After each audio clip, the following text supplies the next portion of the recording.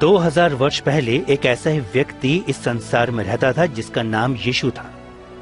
क्या यीशु का जीवन उन सब बातों को जो भविष्यवक्ताओं ने मसीह के बारे में कही पूरा करता है? ये फिल्म बताती है कि यीशु कौन है और उसने क्या कहा और क्या किया, जैसा कि पवित्र शास्त्र में लिखा है।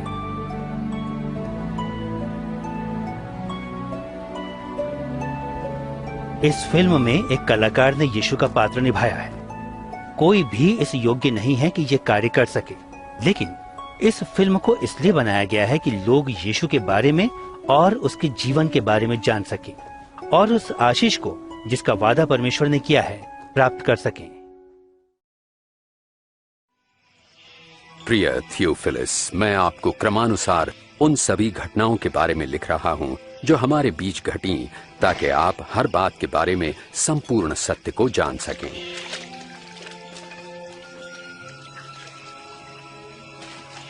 जिन दिनों अगस्तुस कैसर रोम का शासक और महान हेरोदेस यहूदिया का राजा था, परमेश्वर ने नासरत शहर की एक कुंवारी के पास जिब्राइल स्वर्गदूत को भेजा। उस कुंवारी का नाम था मरियम।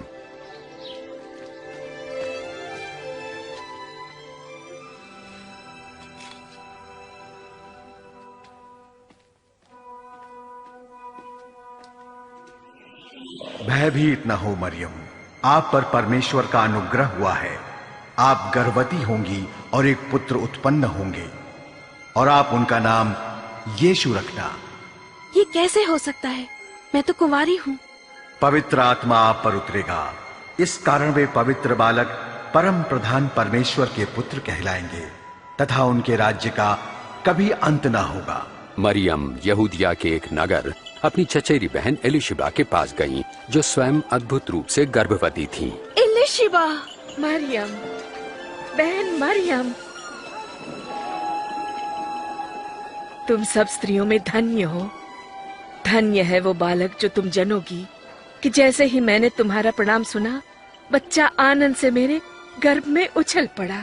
मेरा प्राण प्रभु की स्तुति करता है और मेरी आत्मा मेरे उद्धारकर्ता परमेश्वर में खुश हुई। अब से सब युग के लोग मुझे धन्य कहेंगे।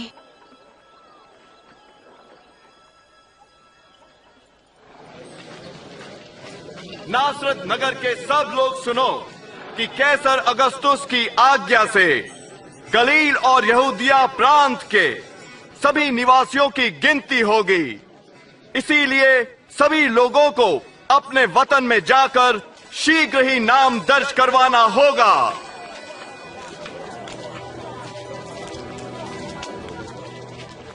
और मरियम अपने मंगेतर यूसुफ के साथ नाम लिखाई के लिए यहूदिया के नगर बेतलहम गईं।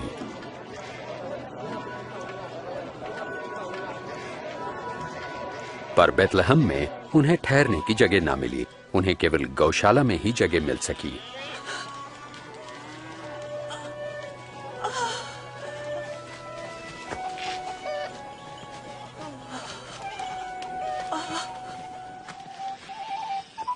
देश के उस भाग में कुछ चरवाहे रात के समय अपनी भेड़ों की देखभाल कर रहे थे। तभी परमेश्वर का स्वर्गदूत प्रकट हुआ और परमेश्वर के तेज ने उन्हें घेर लिया। आज के दिन दाऊद के नगर में तुम्हारे लिए एक उद्धारकर्ता जन्मे हैं, अर्थात मसीह प्रभु।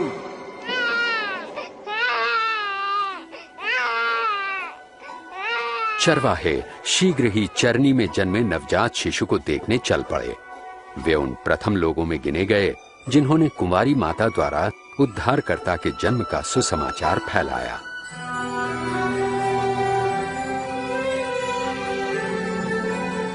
एक हफ्ते बाद जब बालक के खतने का समय आया तो उसका नाम यीशु रखा गया।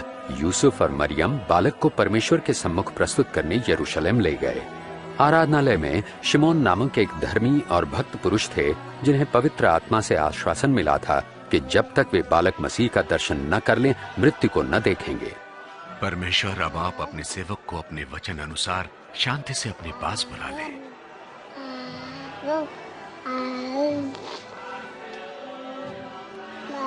मेरी आंखों ने आज आपके उद्धार को देख लिया है। ये बालक परमेश्वर का चुना हुआ है। तुम दोनों को आशीष मिले।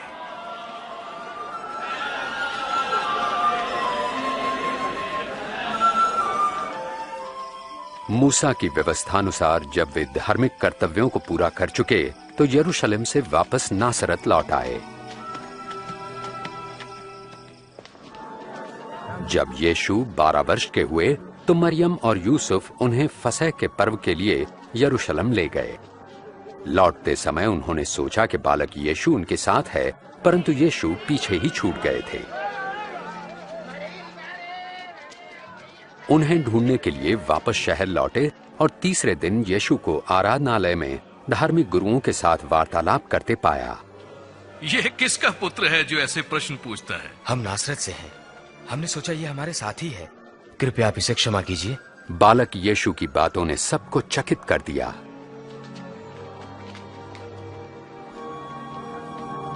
बेटा, तुमने हमारे साथ ऐसा क्यों किया? तुम्हें ढूंढते ढूंढते तुम्हारे पिताजी और मैं कितने चिंतित थे।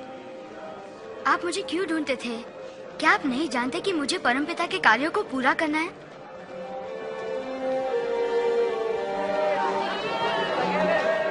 और यीशु उनके साथ नासरत लौटे और परमेश्वर एवं मनुष्य के अनुग्रह में बुद्धि और शरीर से बढ़ने लगे।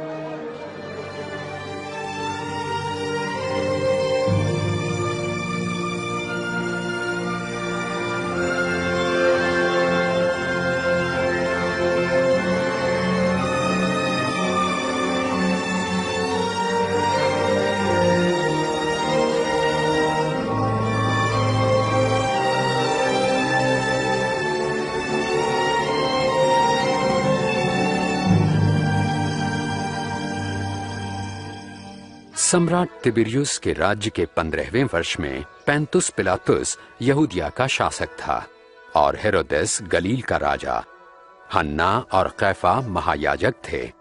रेगिस्तान में परमेश्वर का वचन यूहन्ना को प्राप्त हुआ और वे यर्दन नदी के आसपास के प्रदेशों में पापों की क्षमा तथा पश्चाताप के बपतिस्मे का प्रचार करने लगे। अपने पापों से पश्चाताप करो और बपतिस्मा लो तो परमेश्वर तुम्हारे पाप क्षमा करेंगे, जैसे यशाया भविष्यवक्ता की पुस्तक में लिखा है। रेगिस्तान में कोई पुकार रहा है, प्रभु के लिए मार्ग तैयार करो, प्रभु की यात्रा के लिए सीधा मार्ग बनाओ। हर एक घाटी अवश्य भरी जाए, हर एक पहाड़ और टीला समतल किया जाए। टेढ़े मेढ़े मार्ग सीधे करो और उबड़ खाबड़ मार्ग सपाट, और सारी मानव जाति परमेश्वर के उद्धार को देखेगी। हम क्या करें? हाँ, हमें बताएं। सांप के बच्चों, बताइए हम क्या करें? हमें बताएं, हम किस मार्ग पर जाएं? अगर किसी के पास 2 कमीजें हैं, वो एक उस मनुष्य को दे जिसके पास नहीं है, और जिसके पास भोजन है वो अवश्य बांटे। हे गुरु, हम चुंगी लेने वाले हैं, हम क्या करें? निर्धारित से अधिक चुंगी तुम मत लो। और हमें बताएं, हमें क्या करना चाहिए? किसी से भी जबरन धन मत लो और न किसी पर झूठा दोष लगाओ। अपनी कमाई में संतुष्ट रहो।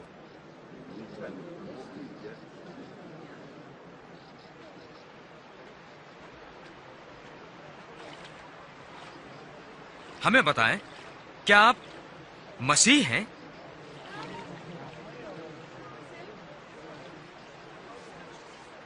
मैं तुम्हें पानी से बपतिस्मा देता हूं, परंतु एक आ रहे हैं जो मुझसे कहीं अधिक महान है। मैं तो उनके जूतों के बंधन खोलने लायक भी नहीं। वे तुम्हें पवित्र आत्मा और आग से बपतिस्मा देंगे। उनका सूप उनके हाथों में है, ताकि वे गेहूं को भूसी से अलग करके अपने खत्ते में रखें।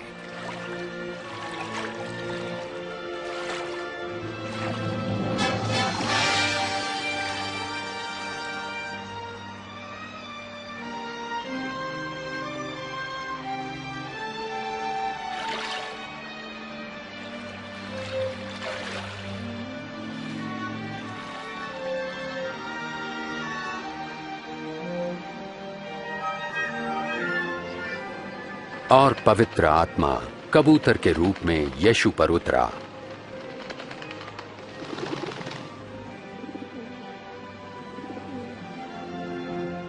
और स्वर्ग से आवाज आई, तुम मेरे प्रिय पुत्र हो, मैं तुमसे प्रसन्न हूं।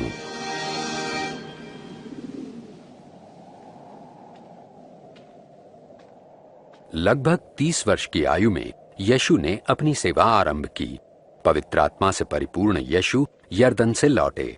आत्मा से प्रेरित वो 40 दिन तक बयाबान में रहे, जहां शैतान उनकी परीक्षा करता रहा। इस बीच उन्होंने कुछ नहीं खाया।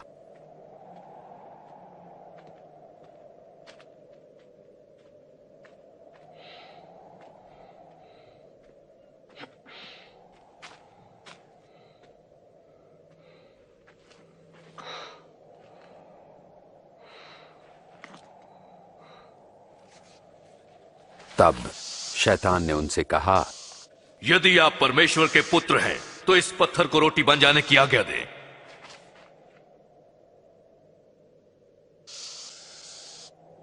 ये लिखा है, मनुष्य केवल रोटी ही से नहीं पर परमेश्वर के हर वचन से जीवित रहेगा।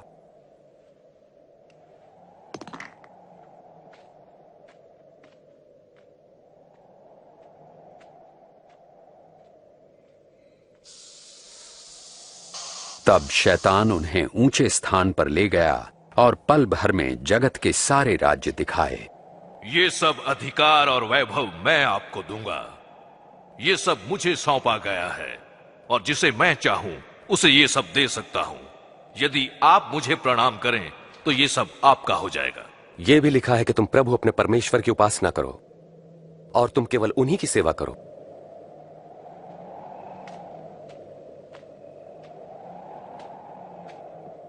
फिर शैतान उन्हें यरूशलेम आराधनालय के गुंबद पर ले गया।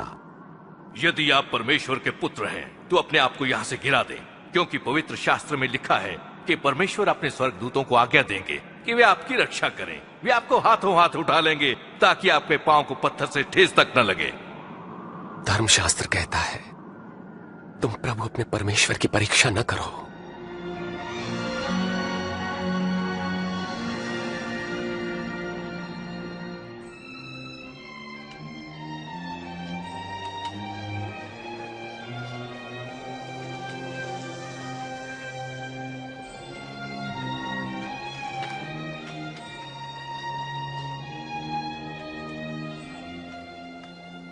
फिर यीशु नासरत आए, जहां वो पले बढ़े थे।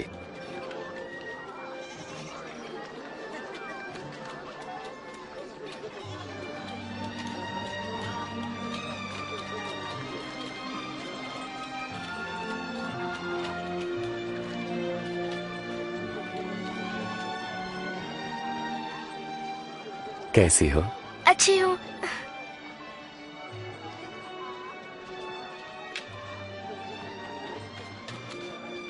सब्बत यानी विश्राम के दिन नियमानुसार वे आराधनालय गए।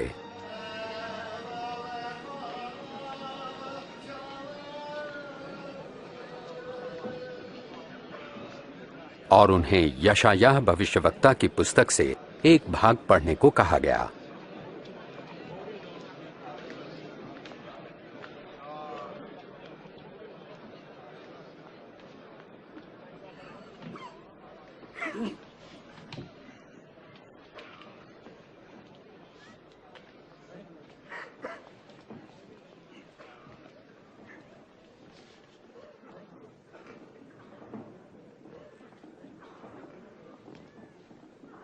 परमेश्वर का आत्मा मुझ पर है, क्योंकि उन्होंने मुझे दीनों को शुभ संदेश सुनाने के लिए चुना है। उन्होंने मुझे भेजा है कि मैं बंदियों को मुक्ति और अंधों को दृष्टि पाने का संदेश दूं, सताए हुए लोगों को मुक्त करने के लिए और यह घोषणा करने के लिए कि समय आ गया है जब परमेश्वर अपने लोगों को बचाएं। वे ठीक कहते हैं।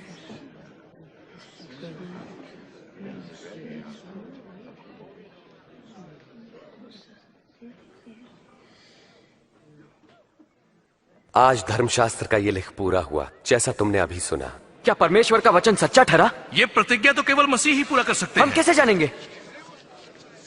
निसंदेह तुम मुझसे ये कहावत कहोगे, वैद्य जी स्वयं को चंगा करो। तुम मुझसे ये भी कहोगे अपने शहर में भी वही करो जैसा हमने सुना आपने कफरनहूम में किया। मैं तुमसे कहता हूं कि कोई भी भविष्यवक्ता अपने शहर में सम्मान नहीं पाता। इस प्रकार यीशु ने अपना परिचय परमेश्वर द्वारा अभिषिक्त संसार के उद्धारकर्ता के रूप में दिया, परंतु यहूदियों ने उन्हें मसीहा स्वीकार नहीं किया। उन्हें लोगों ने पहाड़ी से गिराना चाहा, परंतु वो भीड़ से निकलकर अपनी राह चले गए।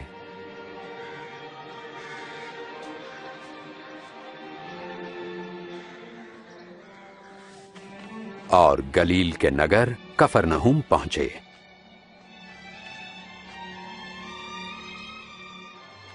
उस समय देश रोमी साम्राज्य के अधीन था और लोग उनके अत्याचार से छुटकारा पाने के लिए मसीहा की प्रतीक्षा में थे।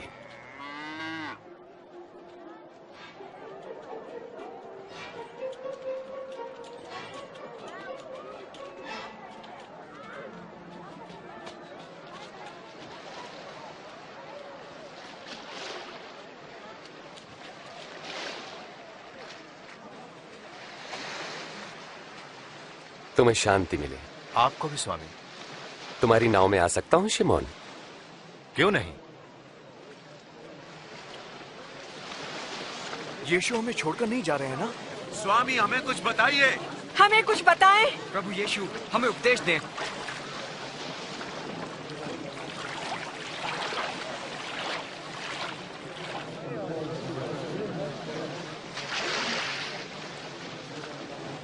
एक बार दो व्यक्ति प्रार्थना करने मंदिर गए। एक धार्मिक गुरु और दूसरा चुंगी लेने वाला था। धार्मिक गुरु अलग खड़ा होकर यूं प्रार्थना करने लगा, परमेश्वर मैं आपका धन्यवाद करता हूं कि मैं दूसरों की तरह लालची, बेईमान और व्यभिचारी नहीं। मैं आपका धन्यवाद करता हूं कि मैं इस चुंगी लेने वाले जैसा नहीं। सप्ताह में 2 बार उपवास रखता हूं, आमदनी का 10वां आपको देता हूं। परंतु चुंगी लेने वाले ने दूर ही खड़े होकर स्वर्ग की ओर आंखें उठाए बिना अपनी छाती पीट पीट कर यह कहा, हे परमेश्वर मुझ पापी पर दया कर। मैं तुमसे कहता हूं, धार्मिक गुरु नहीं परंतु यही चुंगी लेने वाला परमेश्वर की दृष्टि में धर्मी ठहरा और अपने घर गया। जो अपने आप को बड़ा मानेगा वो छोटा किया जाएगा, परंतु जो अपने आप को छोटा मानेगा वो बड़ा किया जाएगा। अपनी नाव को वहां गहरे पानी में ले चलो और अपने साथियों के साथ मछलियों के लिए जाल डालो। ओ स्वामी, हमने सारी रात कड़ा परिश्रम किया परंतु कुछ न पकड़ा।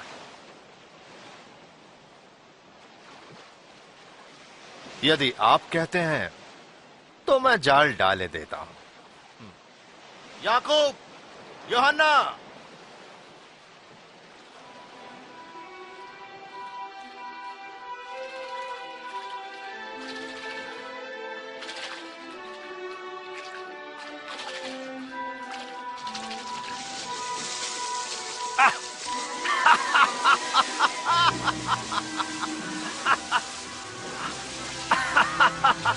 याकूब, यूहन्ना, अपनी नाव इधर ले और हमारी सहायता करो, जल्दी। हम नहीं आ सकते, बहुत काम है।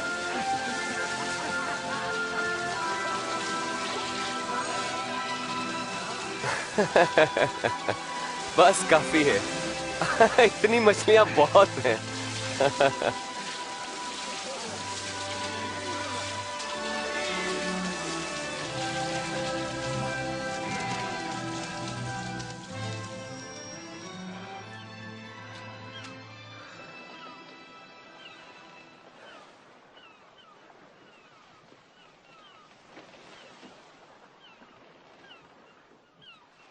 प्रभु मेरे पास से चले जाइए, मैं एक पापी मनुष्य हूं। तुम डरो मत, अब से तुम लोगों को मेरे पास लाओगे।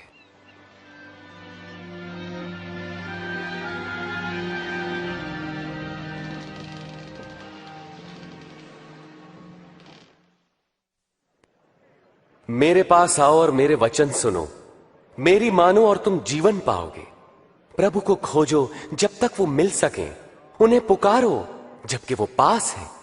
दुष्ट अपनी दुष्टता और अधर्मी अपने बुरे विचार छोड़कर परमेश्वर के पास आएं और वे उन पर दया करेंगे और उन्हें पूर्ण क्षमादान देंगे। तुम आनंदित रहोगे और तुम्हें शांति मिलेगी। वे आ रहे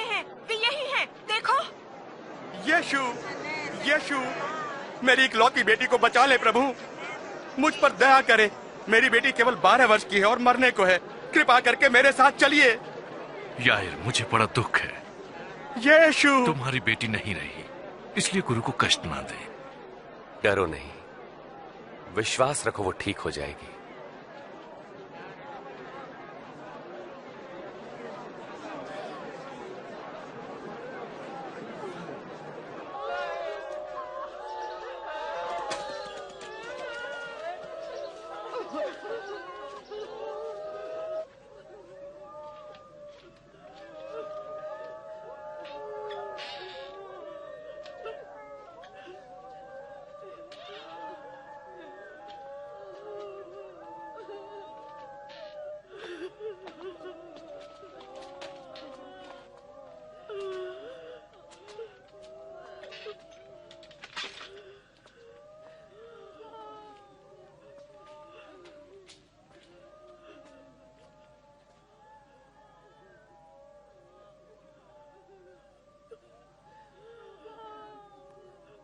तुम रो मत, वो मरी नहीं है, वो तो बस सो रही है।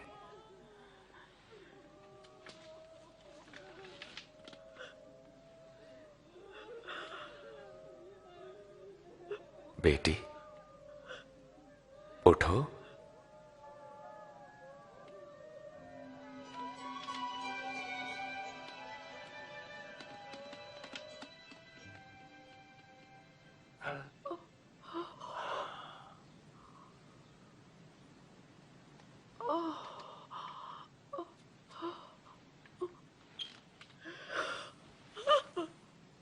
इसे कुछ खाने को दो। ध्यान रहे, यहां जो हुआ है किसी से न कहना।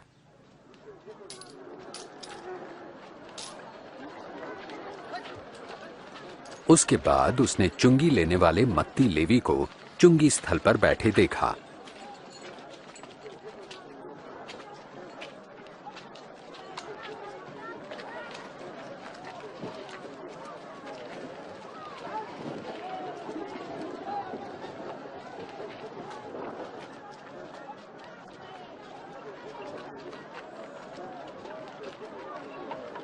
मेरे पीछे आओ।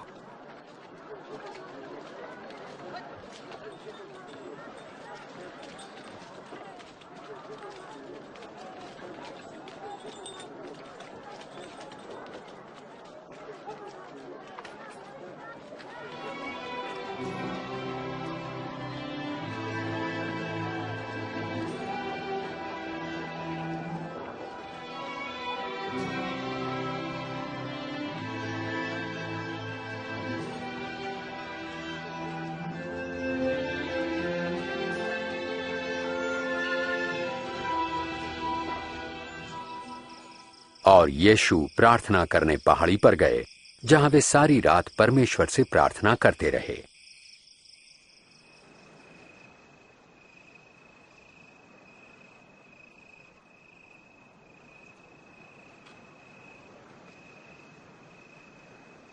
और अगले दिन उन्होंने 12 शिष्यों का अभिनंदन कर उन्हें प्रेरित कहा।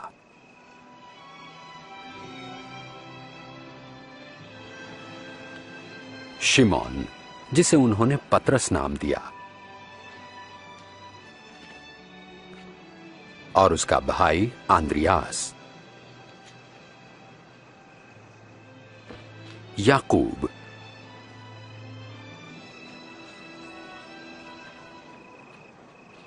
और यूहन्ना, फिलिप्पुस, और बर्तुलमै, और मत्ती,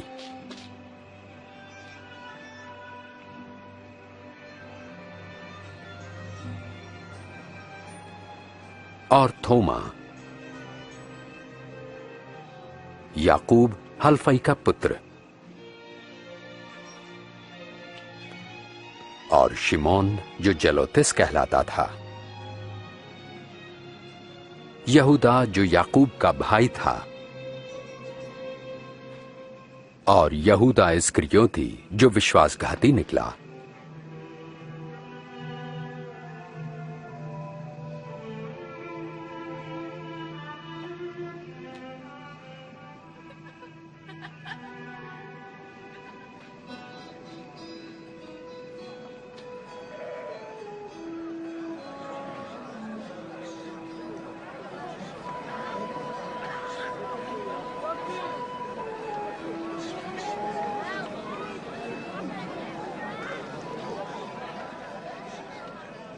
धन्य हो तुम जो दीन हो, परमेश्वर का राज्य तुम्हारा है।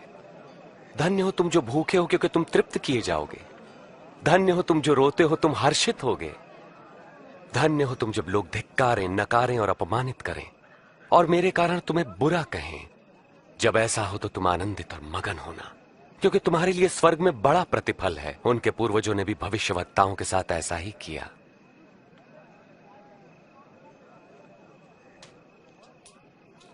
सोलह, 17, 18, 19, 20। मेरे पास बस इतना ही है। क्या मतलब तुम्हारा इतना ही है तुम्हारे पास? हाय तुम पर जो अब धनी हो, तुमने आराम का जीवन बिता लिया।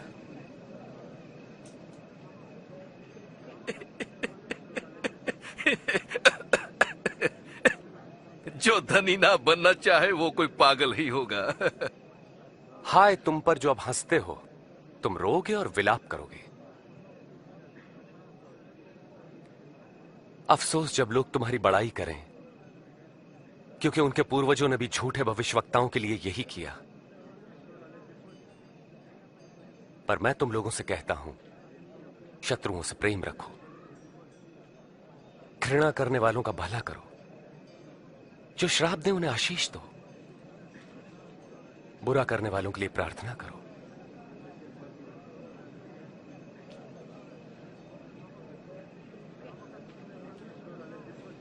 तुम्हारे एक गाल पर कोई थप्पड़ मारे तो उसकी ओर दूसरा भी फेर दो।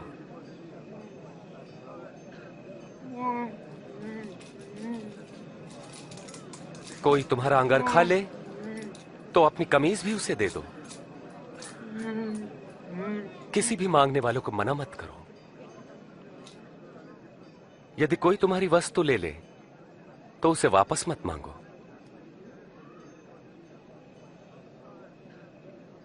तुम वही करो जैसा व्यवहार तुम दूसरों से चाहते हो।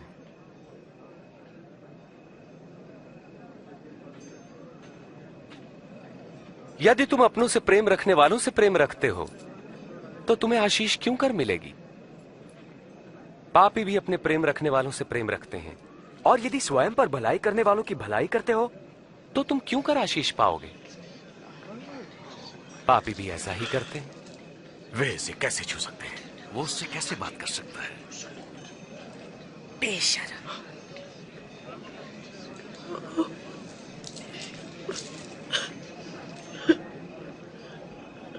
नहीं, शत्रुओं से प्रेम रखो, उनका भला करो, उधार देकर वापसी की आशा न रखो, तब तुम्हें बड़ा प्रतिफल मिलेगा। तुम परम प्रधान परमेश्वर की संतान ठहरोगे। वो दुष्टों और आभार न मानने वालों पर भी कृपालु है। दयावंत बनो जैसा तुम्हारा परम पिता दयावंत है। यीशु हमें बचाइए। आरोप मत लगाओ तो तुम पर भी नहीं लगेगा। दोष मत लगाओ तो तुम पर भी दोष नहीं लगेगा। क्षमा करो तो तुम्हें भी क्षमा मिलेगी। प्रभु हमें अपने मार्ग पे चलाएं।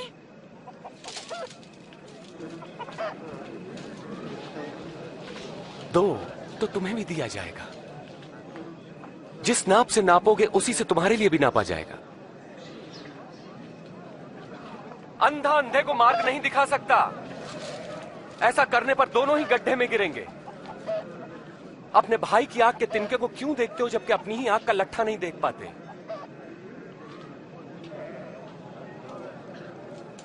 प्रभु हमारा मार्गदर्शन करें। प्रभु हमें आपकी आवश्यकता है। धन्य है वो माता जिन्होंने आपको जन्म दिया और पाला। पर वे कितने धन्य हैं जो परमेश्वर का वचन सुनते और मानते हैं। मैं इस व्यक्ति को जानना चाहूंगा। तुम्हारा क्या ख्याल है, वे मसीह हैं?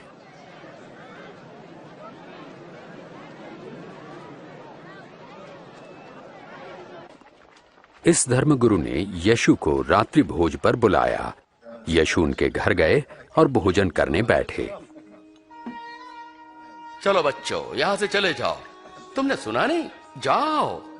बड़े शरारती हैं ये बच्चे।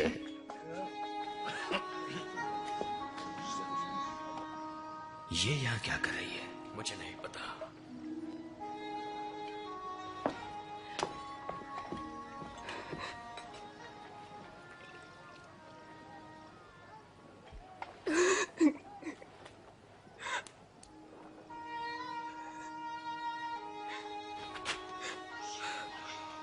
ये कर क्या रही है?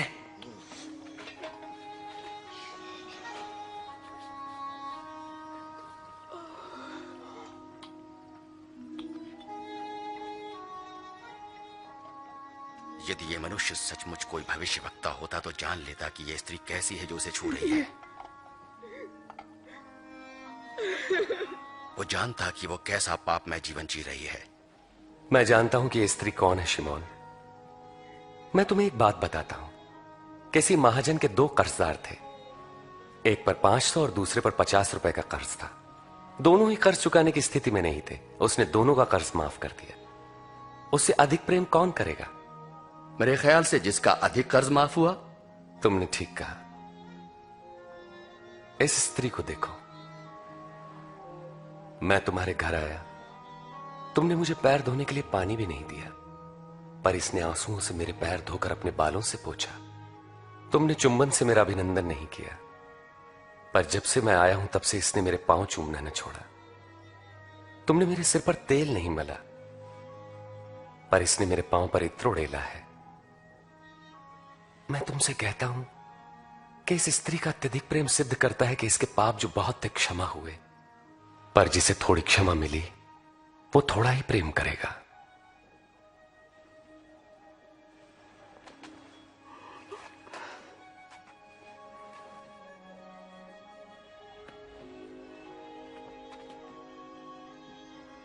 तुम्हारे पाप क्षमा हुए। तुम्हारे विश्वास ने बचा लिया। शांति से जाओ।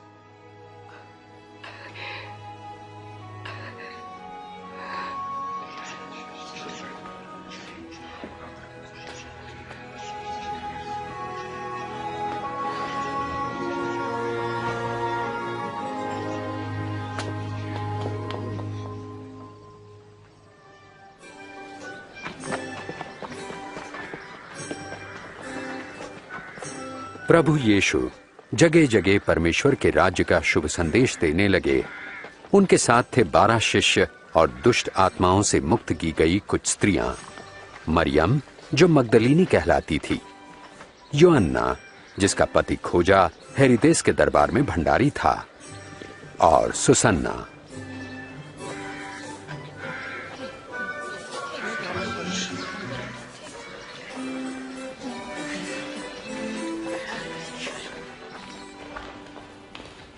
गलील के शासक हेरोदेस ने यूहन्ना बपतिस्मा देने वाले को बंदीगृह में डलवा दिया, क्योंकि यूहन्ना ने उसके द्वारा अपनी भाभी से विवाह की निंदा की थी। कहो। जब हम लोग नाइन नगर के द्वार पर पहुंचे, तब लोग एक अर्थी को लेकर जा रहे थे। मरा हुआ व्यक्ति एक विधवा का इकलौता पुत्र था। जब यीशु ने उस विधवा की तरफ देखा, उनका हृदय दया से भर उठा। उन्होंने कफन उठाया और कहा, ऐ नौजवान, मैं तुमसे कहता हूं उठो। और मरा हुआ युवक उठ बैठा। यीशु ने उसे उसकी मां को सौंप दिया।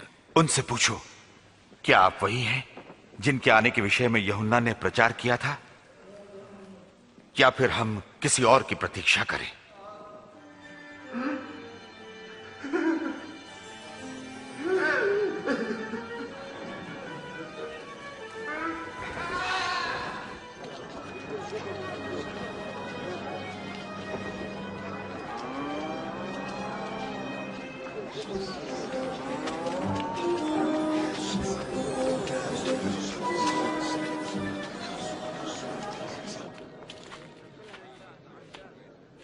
गुरुजी,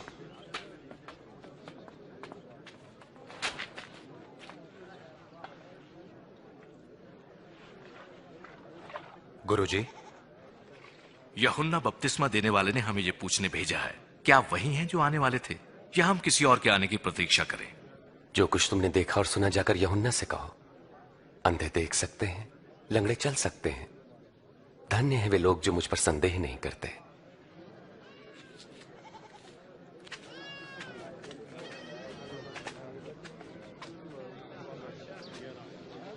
कृपया मुझे उठा लीजिए। आ जाओ मेरे कंधे पे। अब तुम देख सकते हो? हाँ, मैं यीशु को देख सकता हूँ। एक बीज बोने वाला बीज बोने निकला। बोते हुए कुछ बीज मार्ग के किनारे गिरे और रौंद डाले गए, और पक्षियों ने उन्हें चुग लिया। और कुछ पथरीली भूमि पर गिरे, जब वो उगे तो पानी न मिलने के कारण वे सब मुरझा गए और कुछ झाड़ियों के बीच में गिरे। झाड़ियों ने साथ साथ बढ़कर उन्हें दबा दिया, परंतु कुछ बीज अच्छी भूमि पर गिरे और सभी पौधों ने उगकर फल दिया, प्रत्येक ने 100 गुना। गुरुजी, जब भीड़ जमा होती है तो उदाहरणों में क्यों बातें करते हैं? परमेश्वर के राज्य के रहस्यों का ज्ञान तुम्हें दिया गया है, परंतु औरों को उदाहरणों में सुनाया जाता है, क्योंकि वो देखते हुए भी नहीं देख पाते और सुनते हुए भी नहीं समझते।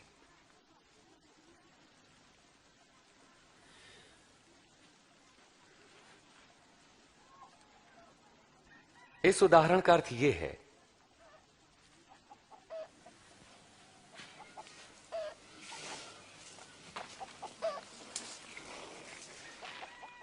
बीज परमेश्वर का वचन है।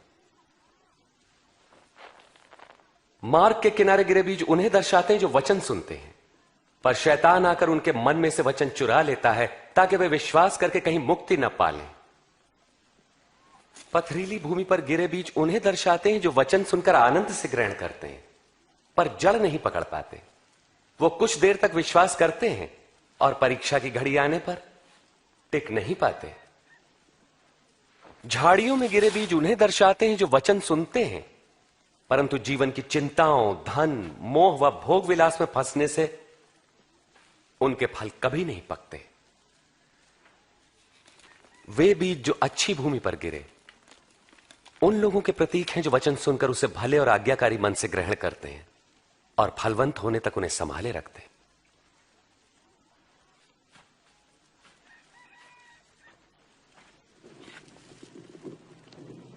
दिया जलाकर कोई बर्तन से नहीं ढांकता और ना ही खाट के नीचे रखता है, बल्कि उसे दीवार पर रखता है ताकि भीतर आने वालों को उससे प्रकाश मिले। जो कुछ छिपा है वो बाहर लाया जाएगा और जो ढका है उसे ढूंढकर प्रकाश में लाया जाएगा। इसलिए सचेत रहो कि तुम कैसे सुनते हो, क्योंकि जिसके पास है उसे और दिया जाएगा और जिसके पास नहीं है उससे वो भी ले लिया जाएगा जो उसके पास है। गुरुजी, आपकी माता और भाई वहां बाहर खड़े हैं, आपसे मिलना चाहते हैं। मेरी मां और मेरे भाई वे हैं जो परमेश्वर का वचन सुनते और मानते हैं।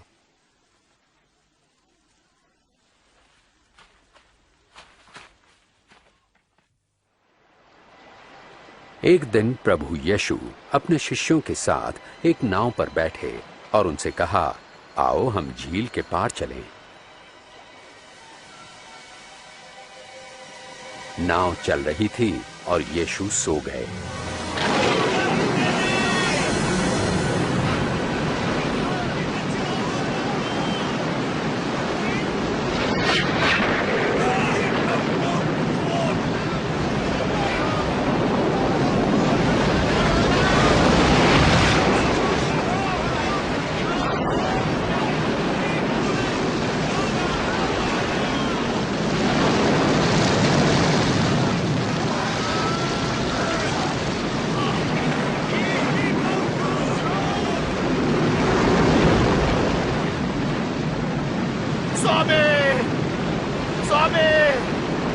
प्रभु यीशु, हम नाश हुए जाते हैं, हमें लहरें घेर रही हैं, हम डूब जाएंगे, हमें बचाइए।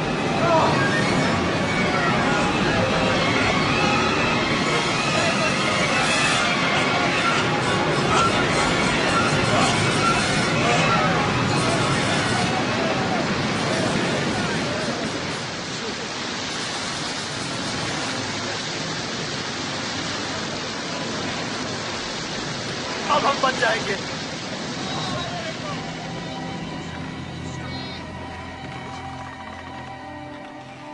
कहां गया तुम्हारा विश्वास?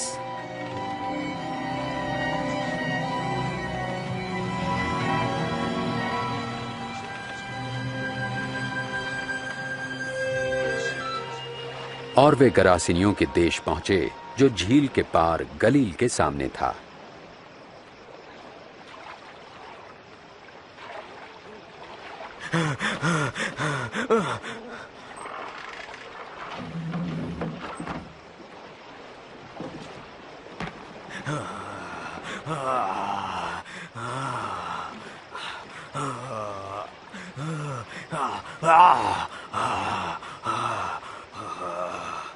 यीशु, परम प्रधान परमेश्वर के पुत्र, आप मुझसे क्या चाहते हैं? मैं आपसे विनती करता हूँ, मुझे दंड ना दे। क्या नाम है तुम्हारा?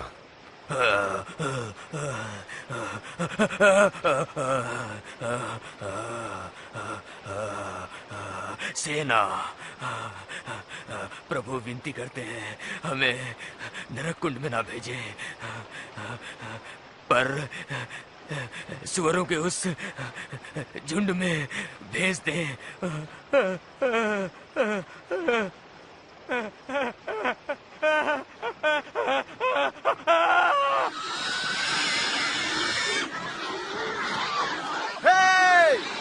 लौटो! रुको! रुको! और दुष्ट आत्माएं उसमें से निकलकर आ जाओ! सुअरों में समा गई।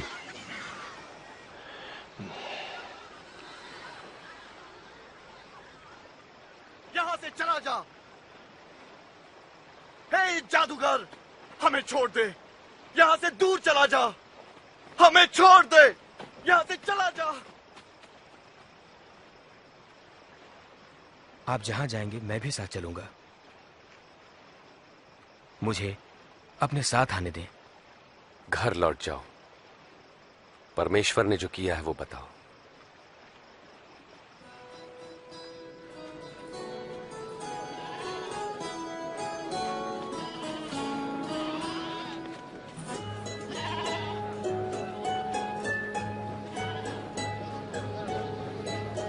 प्रभु यीशु व उनके शिष्य भीड़ से अलग होने के लिए बेत्सैदा पहुंचे।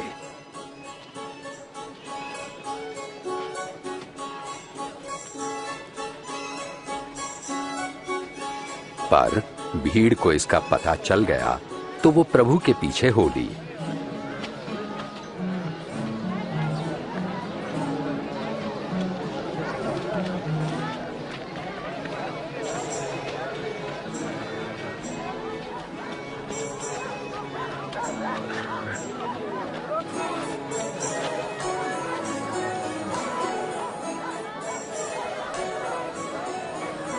शाम को पतरस ने कहा, स्वामी, इन लोगों को भेज दें कि वे आसपास के गांवों और बस्तियों में जाकर अपने लिए भोजन और रहने की जगह ढूंढ सके। ये एक सुनसान जगह है।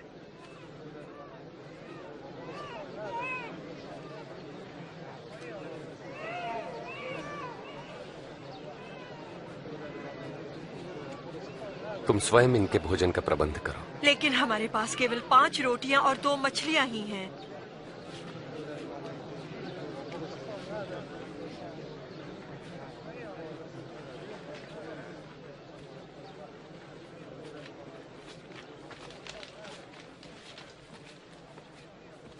धन्य है आप प्रभु परमेश्वर, सृष्टि के मालिक, जो धरती पर अन्न उपजाते हैं।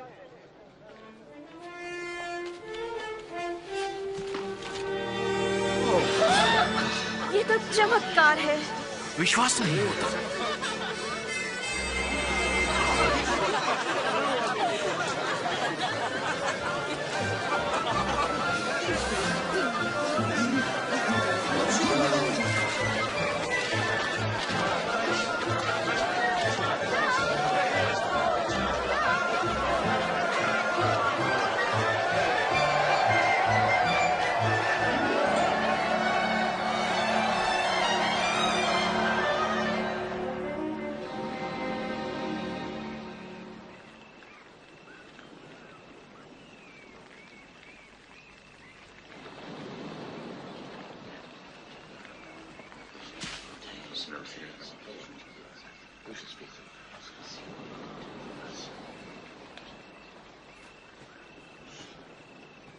लोग मेरे बारे में क्या कहते हैं? कई आपको यूहन्ना बपतिस्मा देने वाला कहते हैं, तो कोई आपको एलिया भी कहते हैं, और कितनों का तो ये कहना है कि कोई प्राचीन भविष्यवक्ता फिर जी उठे हैं।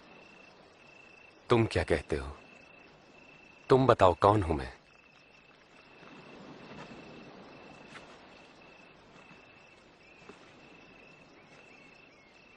आप परमेश्वर के मसीह हैं।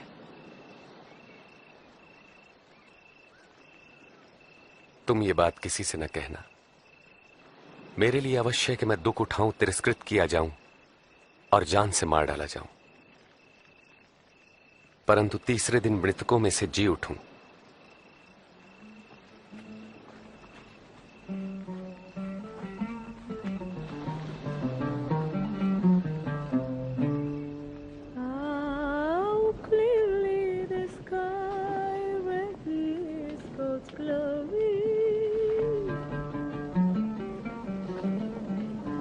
Each day an answer to the following day. Each night repeats it to the next.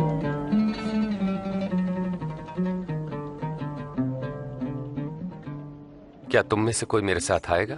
मैं आपके पीछे चलूंगा गुरुजी, पर पहले जाके अपने घर वालों से विदा ले लूं। जो कोई अपना हाथ हल पर रखकर पीछे देखता वो परमेश्वर के राज्य के योग्य नहीं।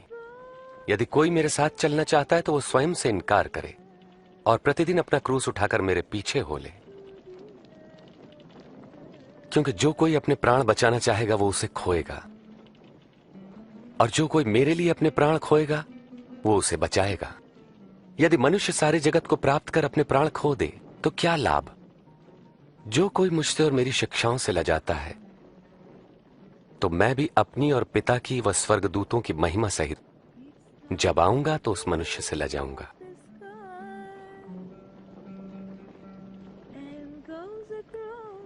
सच कहता हूं, यहां कुछ ऐसे भी हैं कि जब तक परमेश्वर का राज्य न देख ले मृत्यु नहीं देखेंगे।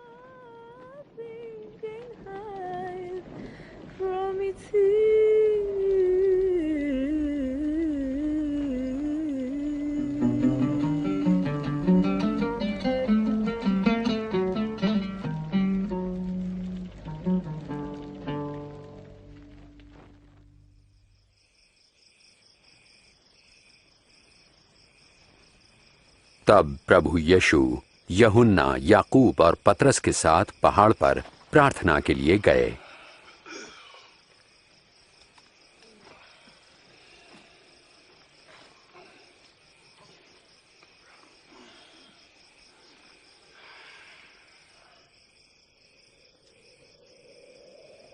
प्रार्थना के दौरान उनके चेहरे का स्वरूप बदल गया और वस्त्र सफेद होकर जगमगाने लगे। अचानक स्वर्गीय महिमा से परिपूर्ण भविष्यवक्ता मूसा और एलिया प्रभु यीशु से बातें करने लगे। आप परमेश्वर का उद्देश्य पूरा करेंगे। आपकी मृत्यु यरूशलेम में होगी।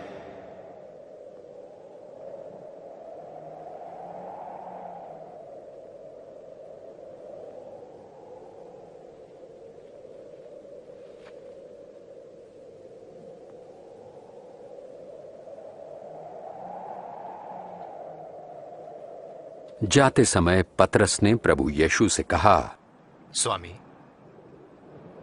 ये कितना अच्छा है कि हम यहां पर हैं। हम 3 मंडप बनाएंगे, एक आपके लिए। पतरस ये कह ही रहा था कि एक बादल ने उन्हें घेर लिया और शिष्य डर गए और बादलों से आवाज आई, ये मेरा पुत्र है जिसे मैंने चुना है, इसकी सुनो।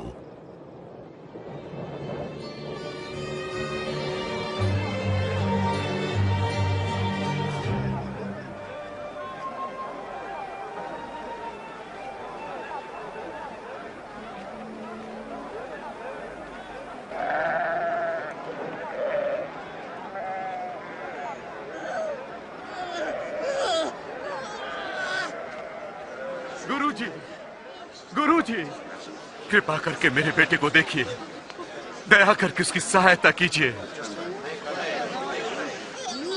ये मेरी अकेली संतान है। मैंने आपके चेलों से दुष्ट आत्मा निकालने की विनती की, परंतु वे इसे न निकाल पाए। अविश्वासी और हठीले लोगों, मैं तुम्हारे साथ कब तक रहूं और तुम्हें सहता रहूं? अपने पुत्र को यहां लाओ।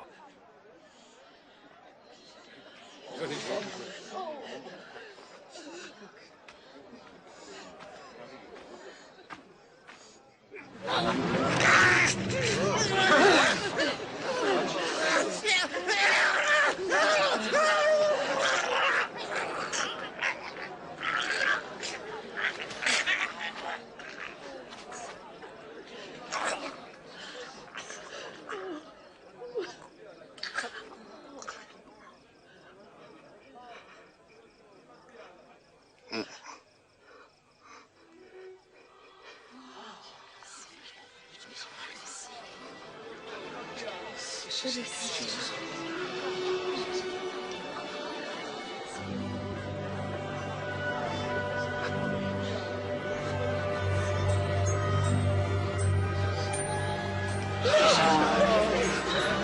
इसका चेहरा भी ठीक हो गया। विश्वास नहीं होता।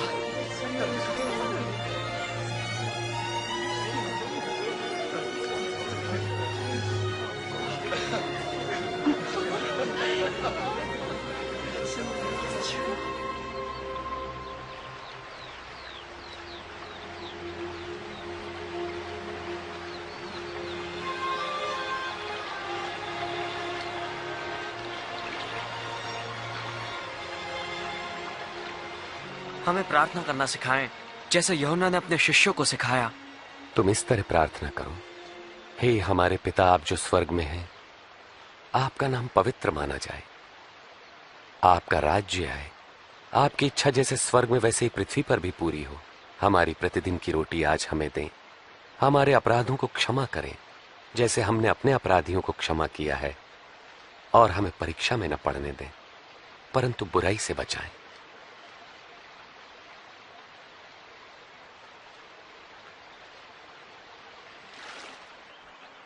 मांगो तो तुम्हें दिया जाएगा, ढूंढो तो तुम पाओगे, खटखटाओ तो तुम्हारे लिए द्वार खोला जाएगा। क्योंकि जो मांगता है उसे दिया जाता है, और जो ढूंढता है वो पाता है, और जो खटखटाता है उसके लिए द्वार खोला जाता है।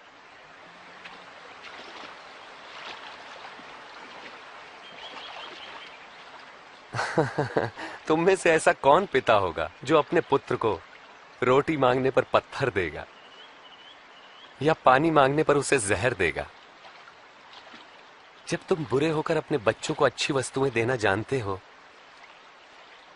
तो तुम्हारा परम पिता परमेश्वर अपने मांगने वालों को पवित्र आत्मा क्यों न देगा? मैं कहता हूं, अपने प्राणों की चिंता न करो कि हम क्या खाएंगे, और ना ही अपने शरीर की कि क्या पहनेंगे, क्योंकि प्राण भोजन से बढ़कर है और शरीर वस्त्र से बढ़कर। पक्षियों पर ध्यान दो, वे न बोते हैं, न काटते हैं, और ना ही उनके कोई भंडार हैं, फिर भी परमेश्वर उन्हें खिलाता है। और तुम तो पक्षियों की तुलना में कहीं बढ़कर हो।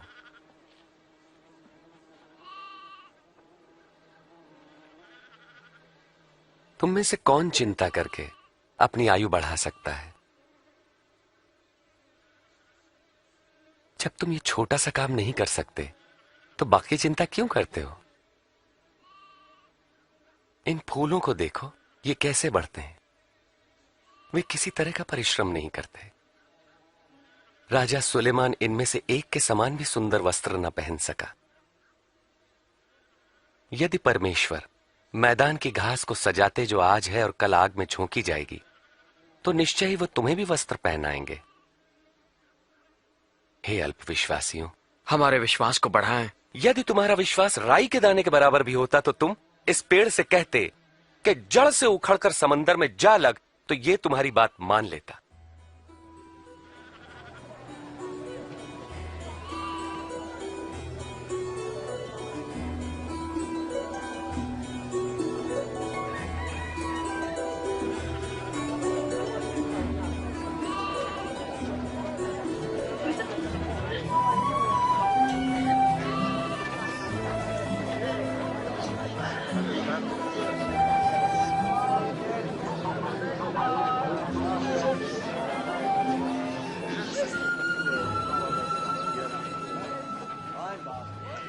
पाप में पढ़ने की परीक्षाएं अवश्य आती हैं, परंतु अफसोस जिसके द्वारा वे आती हैं। जो किसी के लिए पाप का कारण बनता है, उसके लिए यही ठीक है कि उसके गले में भारी पत्थर लटकाकर समुद्र में डाल दिया जाए। परमेश्वर का राज्य किसके समान है? वो ऐसा है, एक मनुष्य राई का दाना लेकर अपने खेत में बोता है, और वो पौधा बढ़कर पेड़ बन जाता है, और पक्षी उसकी डालियों पर घोंसला बनाते हैं। मुझे नहीं पता ये क्या कह रहा है। तुम चुंगी लेने वालों और अन्य पापियों के साथ क्यों खाते पीते हो? स्वस्थ लोगों को वैद्य की आवश्यकता नहीं होती, परंतु रोगियों को है। जो बहिष्कृत है, मैं उनको पश्चाताप का संदेश देने आया हूं, सम्मानितों को नहीं।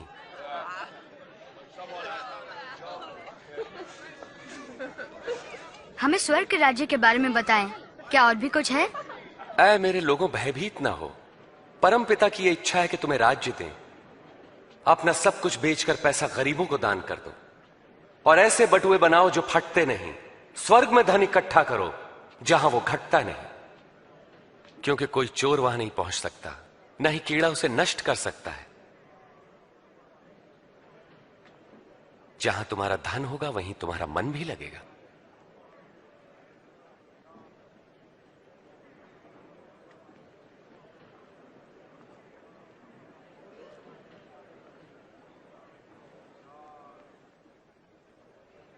हे नारी, तुम अपनी बीमारी से मुक्त हुई।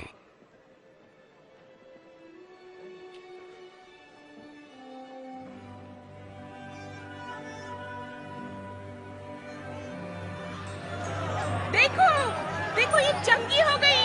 ये तो चमत्कार है। देखो ये चंगी हो गई। आओ देखो। परमेश्वर की महिमा हो।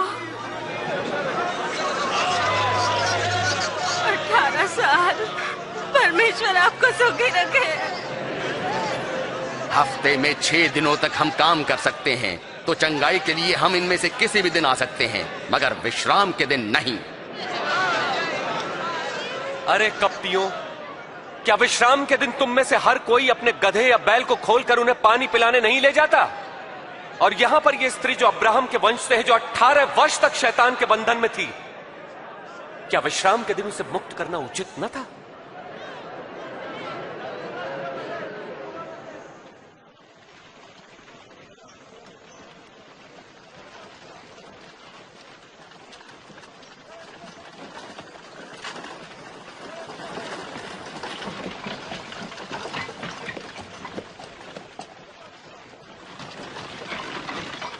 हे उत्तम गुरुजी, अनंत जीवन पाने के लिए मुझे क्या करना चाहिए?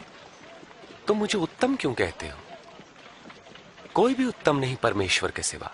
तुम आज्ञाएं तो जानते हो। व्यभिचार न करना, हत्या न करना, किसी पर झूठे आरोप न लगाना, अपने माता पिता का आदर करना। परंतु ये सभी आज्ञाएं तो मैं बचपन से ही मानता आया हूं। तुम्हारे लिए भी एक काम करना आवश्यक है। अपना सब कुछ बेचकर धन गरीबों को बांट दो, तुम्हें स्वर्ग में धन मिलेगा। फिर मेरे पीछे हो लो। मगर हम तो व्यापारी हैं, बहुत धनवान। धनवान का परमेश्वर के राज्य में प्रवेश कितना कठिन है। धनवान के लिए परमेश्वर के राज्य में प्रवेश मुश्किल है, जबकि ऊंट का सुई के नाके से निकलना सहज है। तो फिर कौन मुक्ति पा सकता है? जो मनुष्य के लिए असंभव है वो परमेश्वर के लिए संभव है। वास्तव में कहां होगा ये परमेश्वर का राज्य? परमेश्वर का राज्य प्रकट रूप से नहीं आता। कोई ये नहीं कह सकता कि देखो ये यहां है या वहां है, क्योंकि परमेश्वर का राज्य तुम में है।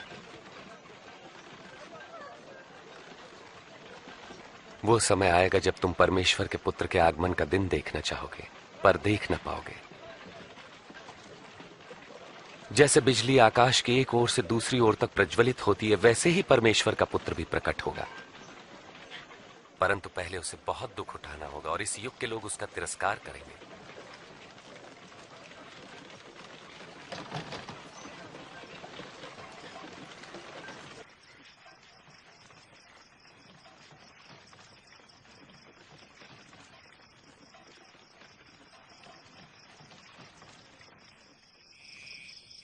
आकाश और पृथ्वी का टल जाना सहज है, परंतु परमेश्वर के वचन का एक शब्द निष्फल न होगा।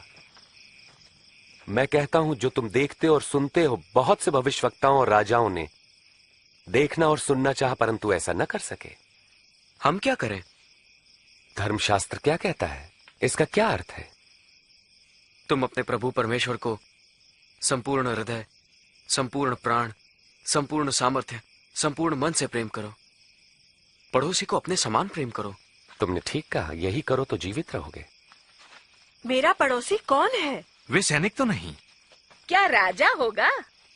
एक बार एक मनुष्य यरूशलेम से यरीहो जा रहा था। तब डाकुओं ने हमला किया और लूटकर उसे अधमरा छोड़कर चले गए। तब एक धर्मगुरु वहां से गुजरा और उसे देखकर वहां से कतरा कर चला गया। इसी प्रकार एक पुरोहित भी वहां से निकला, पास आया, उस व्यक्ति को देखा और मुंह फेर कर चला गया। परंतु एक दलित ने मार्ग से गुजरते समय उस घायल मनुष्य को देखा और उसका हृदय दया से भर गया। उसने घायल के पास जाकर घावों को साफ किया, फिर उसे अपनी सवारी पर बैठाकर वो एक सराय में ले गया जहां उसकी सेवा टहल की। दूसरे दिन मालिक को कुछ रुपए देकर उसकी देखभाल करने को कहा और कहा, जो कुछ खर्च आएगा मैं लौटने पर तुम्हें दे दूंगा। इन तीनों में से किसने डाकुओं द्वारा लुटे व्यक्ति से अच्छे पड़ोसी का फर्ज निभाया? जिसने उस पर दया की। फिर तुम भी यही करो। बच्चों को मेरे पास आने दो और उन्हें मना मत करो, क्योंकि परमेश्वर का राज्य ऐसों का ही है। मैं तुमसे सच कहता हूं, जो कोई परमेश्वर के राज्य को एक बालक की तरह ग्रहण नहीं करता, वो उसमें कभी प्रवेश न करेगा। जो कोई मेरे नाम से इस बालक का स्वागत करता है, मेरा करता है। जो मुझे स्वीकार करता है, मेरे भेजने वाले को करता है। तुम में सबसे छोटा ही सबसे महान है।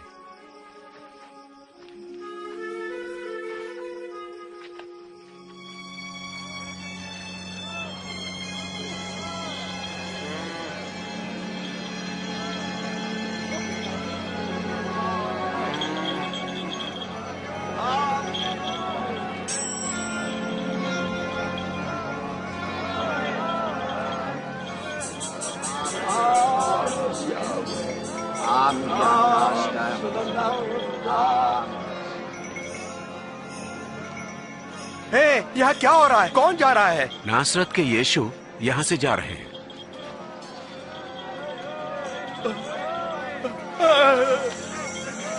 यीशु, प्रभु यीशु, हे दाऊद की संतान, मुझ पर दया करे।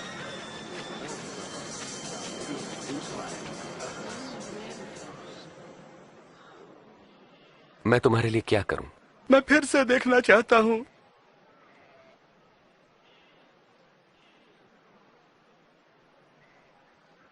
तो देखो,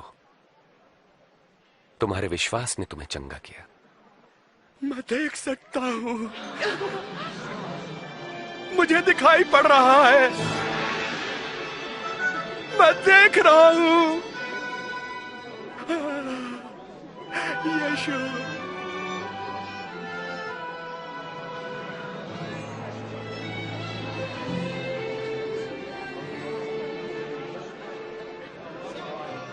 यरूशलेम जाते समय हर जगह प्रभु यीशु को भारी भीड़ मिली। लोग उनसे उद्धार का मार्ग और परमेश्वर के राज्य के बारे में और जानना चाहते थे।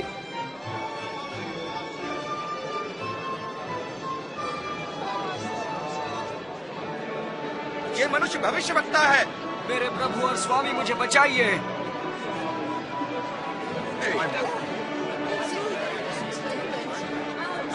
हे प्रभु, हमें बचाए, हमें बचाए। प्रभु की स्तुति हो। हमें सच्ची राह दिखाइए प्रभु। लोगों ने प्रभु यीशु को अपने प्रभु और स्वामी के रूप में स्वीकार करना प्रारंभ कर दिया। दर्शन को उत्सुक यरीहो नगर में जकई नाम का चुंगी लेने वाला यीशु को देखने की उत्सुकता में पेड़ पर चढ़ गया। जकई, जल्दी नीचे उतरो, क्योंकि आज मुझे तुम्हारे घर ठहरना है। मेरे घर? उसके घर कौन ठहरेगा? जकई यीशु को कैसे जानता है?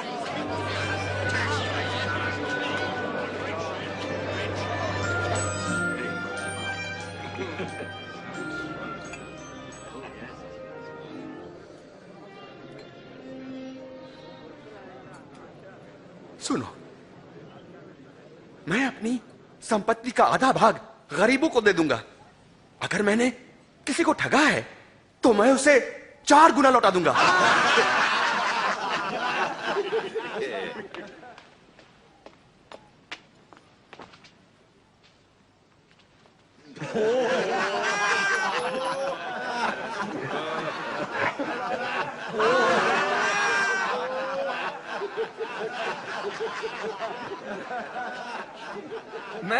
मान सकता कि एक चुंगी लेने वाला पैसा वापस करे। असंभव।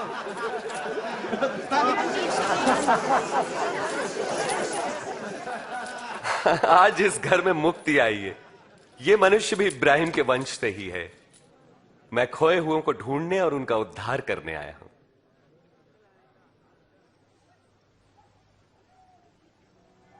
सुनो, हम यरूशलेम जा रहे हैं,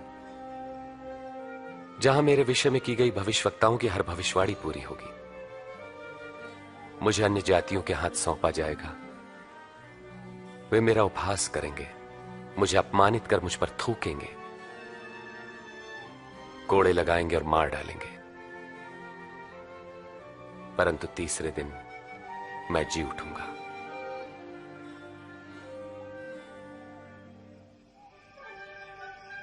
और प्रभु यीशु दृढ़ निश्चय के साथ यरूशलेम की ओर चल दिए। हालांकि वे जानते थे कि उन्हें मानव जाति के पापों के लिए अपने प्राण देने होंगे, फिर भी वे यरूशलेम की ओर बढ़ते गए।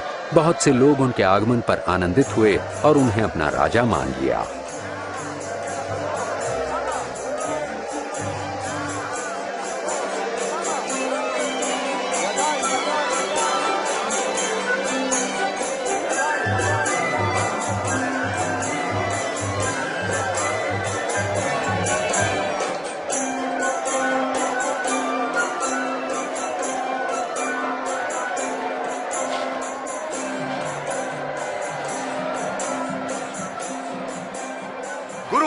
अपने शिष्यों को आज्ञा दे कि वे शांत रहें। मैं कहता हूं यदि ये चुप रहे तो स्वयं ये पत्थर चिल्ला उठेंगे।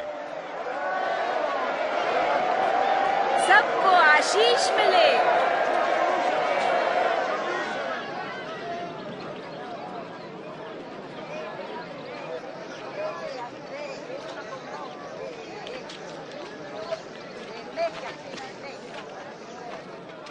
प्रभु यीशु यरूशलेम के निकट पहुंचे। उन्होंने उसे देखा और रो पड़े।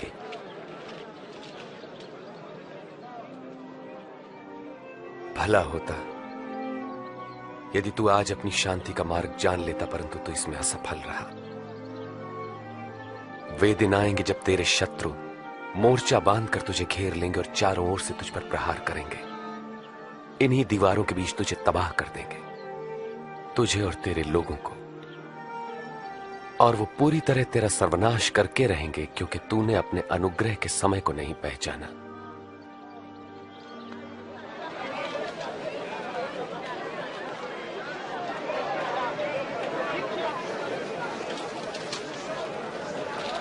यरूशलेम का पवित्र मंदिर आराधना का स्थान होने के बजाय व्यापार का केंद्र बन चुका था।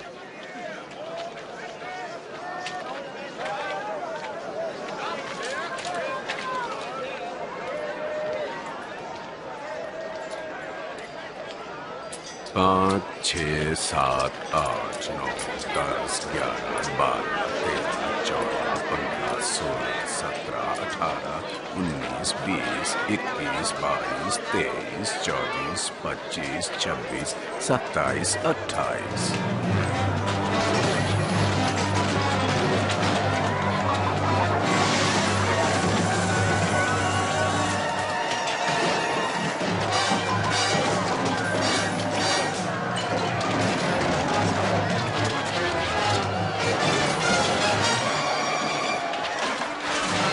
ये लिखा है, मेरा घर प्रार्थना का घर होगा, परंतु तुमने उसे डाकुओं की खो बना दिया।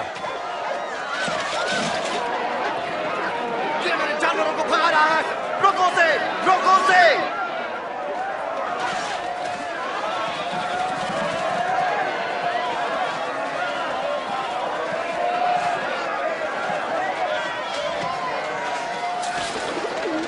पहरेदारों को बुलाओ, जल्दी बुलाओ। कुछ राजनीतिज्ञों और धर्म गुरुओं में प्रभु यीशु के प्रति विरोध उभरने लगा, क्योंकि लोग उन्हें राजा मानने लगे थे। मैंने तो सुना है कि बहुत से लोगों ने उसे अपना राजा मान लिया है। राजा? भिखारियों, वेश्याओं और चोरों का? उसके सामान हमने बहुत देखे। वे आके अपने दावे करके चले जाते हैं, लोग भूल जाते हैं। अनजान मत बनो, उसके अनुयायी प्रतिदिन बढ़ रहे हैं। उसकी सराहना करते हैं लोग और सोचते हैं कि वो राजा है। मैं आपको चेतावनी देता हूं कि अगर इस आदमी ने और शांति भंग की तो आप ही जिम्मेदार होंगे।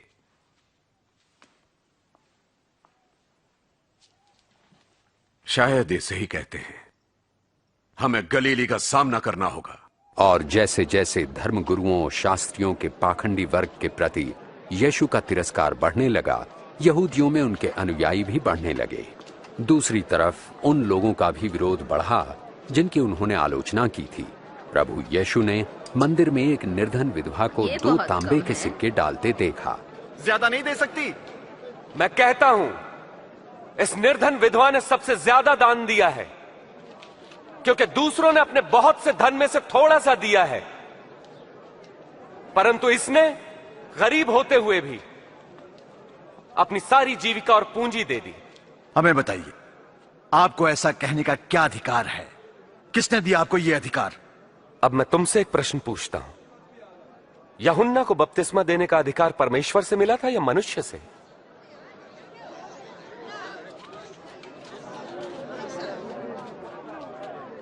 हम क्या उत्तर दें?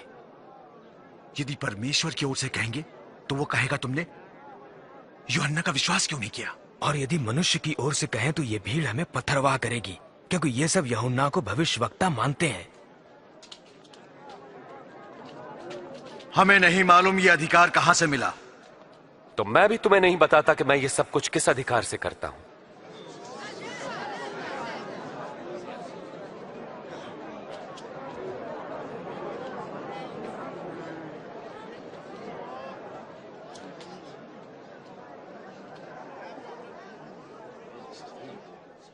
एक बार एक मनुष्य ने अंगूर की बारी लगाई, उसे ठेके पे देकर लंबे समय के लिए कहीं चला गया। जब अंगूरों को इकट्ठा करने का समय आया तो उसने अपने एक दास को भेजा कि फसल में उसका हिस्सा उससे मिल सके, परंतु ठेकेदारों ने उसे पीटकर खाली हाथ भगा दिया। तब उसने दूसरे दास को भेजा, पर ठेकेदारों ने उसे भी पीटा और अपमानित करके उसे भी खाली हाथ लौटा दिया। तब उसने तीसरे दास को भेजा, किंतु ठेकेदारों ने उसे मार पीट के बाग के बाहर धकेल दिया। तब अंगूर बारी के मालिक ने अपने मन में सोचा, अब मैं क्या करूं? अब मैं अपने प्रिय पुत्र को भेजूंगा, अवश्य ही वे उसका आदर करेंगे। परंतु ठेकेदारों ने उसे आते देखकर आपस में कहा, यह तो मालिक का पुत्र है, उसे मार डालें तो यह जायदाद हमारी हो जाएगी। हमें और बताएं। उन्होंने उसे बारी के बाहर निकाला और मार डाला। अब देखो मालिक उन ठेकेदारों के साथ क्या करेगा। वो आकर उनको मारेगा और अंगूर की बारी दूसरे को दे देगा। तो इस वचन का क्या अभिप्राय है? जिस पत्थर को राजमिस्त्रियों ने निकम्मा जान नकार दिया, वही पत्थर सबसे श्रेष्ठ सिद्ध हुआ। जो कोई इस पत्थर पर गिरेगा वो चकनाचूर हो जाएगा, और यदि यह पत्थर किसी पर भी गिरेगा तो उसे पीस कर रख देगा। गुरुजी, हम जानते हैं कि आप जो कहते हैं सिखाते हैं वो सही है। हम जानते हैं कि आप मनुष्य के पद पर ध्यान नहीं देते, मगर मनुष्य के लिए परमेश्वर की मर्जी का सत्य सिखाते हैं। बताएं, रोमी सम्राट को कर देना हमारे लिए क्या नियम के अनुसार है या नहीं है? प्रभु सावधान, वो आपको फंसाना चाहते हैं। मुझे एक चांदी का सिक्का दो।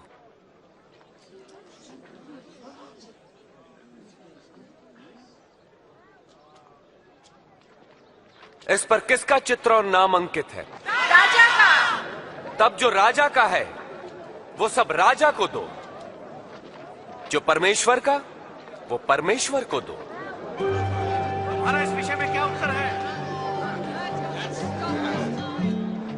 तब अख़मीरी रोटी का पर्व निकट आया, जिसे फसह का पर्व कहते हैं।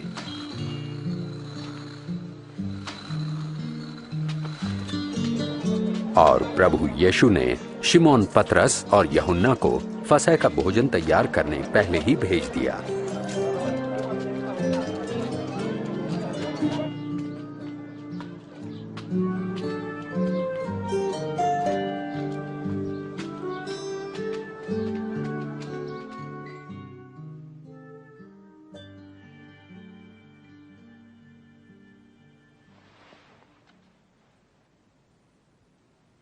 मेरी बड़ी इच्छा थी कि दुख भोगने से पहले ये फसह का बोझ तुम्हारे साथ खाऊं। मैं तुमसे कहता हूं, परमेश्वर के राज्य में इसका उद्देश्य पूरा न होने तक मैं इसे नहीं खाऊंगा।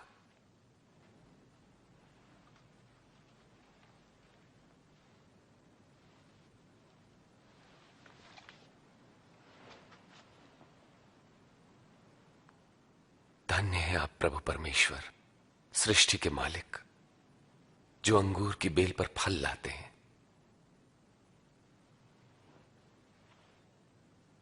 इसे लो और आपस में बांट लो।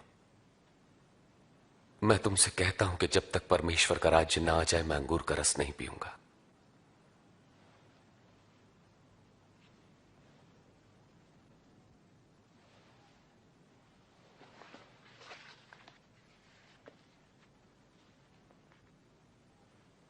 धन्य है आप प्रभु परमेश्वर, सृष्टि के मालिक, जो धरती पर अन्न उपजाते हैं।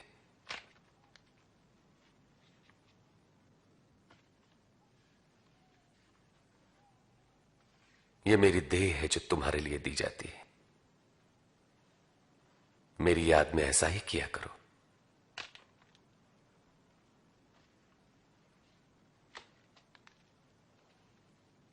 यह प्याला मेरे लहू में नई वाचा है जो तुम्हारे लिए बहाया जाता है।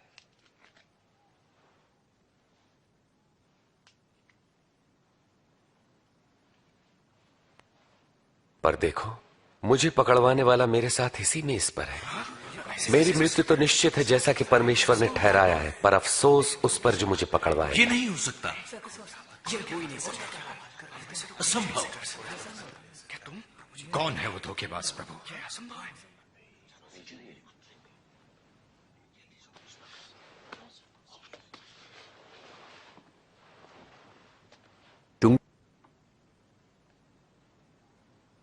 तुम में सबसे बड़ा सबसे छोटे की तरह बने और अगुआ सेवक के समान। बड़ा कौन है, वो जो भोजन पर बैठा है या वो जो सेवा करता है? हां, वही जो मेज पर बैठा है। परंतु मैं तुम्हारे बीच सेवक की तरह हूं। मेरी सभी परीक्षाओं में तुम मेरे साथ रहे, और जैसा मेरे पिता ने मुझे राज्य करने का अधिकार दिया, यह अधिकार मैं तुम्हें देता हूं। तुम मेरे राज्य में मेरी मेज पर भोजन करोगे और तुम सिंहासनों पर बैठकर इज़राइल के 12 गोत्रों पर राज्य करोगे। तब तो कोई धोखेबाज नहीं। शिमोन, शिमोन सुनो, शैतान तुम सबकी परीक्षा लेना चाहता है कि अच्छे को बुरे से अलग करे, जैसे किसान गेहूं को भूसी से अलग करता है। परंतु मैंने प्रार्थना की है कि तुम्हारा विश्वास न डगमगाए, और जब तुम मेरी ओर लौटो तो अपने भाइयों को ढाढ़स बंधाना। प्रभु, मैं आपके साथ बंदीगृह जाने के लिए और मरने को भी तैयार हूं। मैं कहता हूं पतरस कि आज मुर्गे के बांग देने से पहले तुम 3 बार इनकार करोगे कि मुझे नहीं जानते।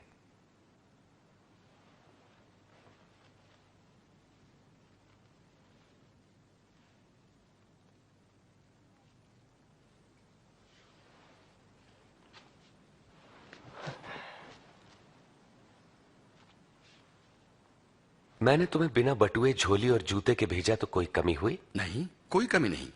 अब जिसके पास बटुआ या झोला हो वो उसे ले ले, और जिसके पास तलवार ना हो वो अपने कपड़े बेचकर खरीद ले। मैं कहता हूं, धर्मशास्त्र में लिखा है वो अपराधियों में गिना जाएगा, और मेरे विषय में लिखा सब पूरा हो रहा है। देखिए, यहां तो तलवारें हैं प्रभु।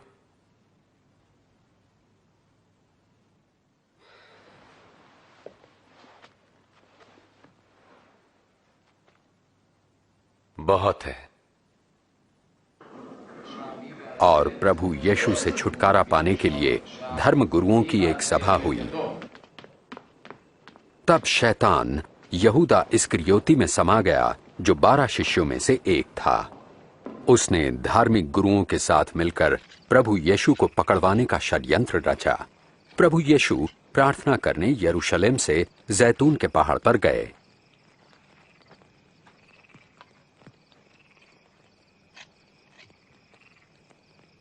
प्रार्थना करो ताकि तुम परीक्षा में न पड़ो।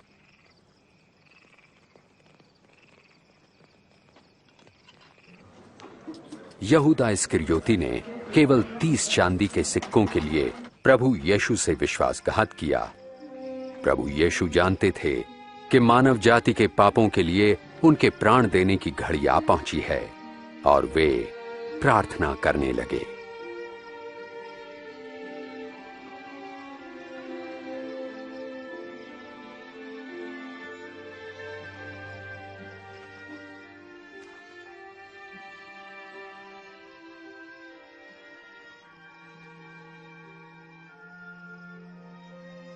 हे पिता, अगर आप चाहें तो ये प्याला मेरे पास से हटा लें, तो भी मेरी नहीं आपकी इच्छा पूरी हो।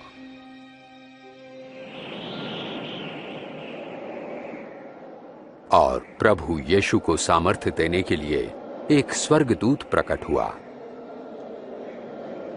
और उनका पसीना लहू की बड़ी बड़ी बूंदें बनकर भूमि पर गिर रहा था।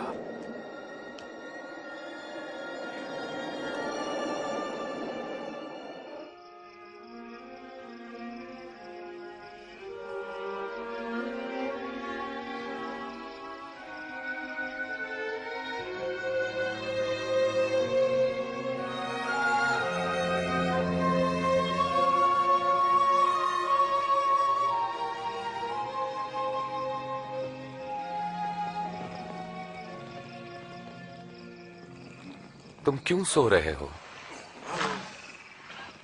उठो और प्रार्थना करो कि तुम परीक्षा में न पड़ो।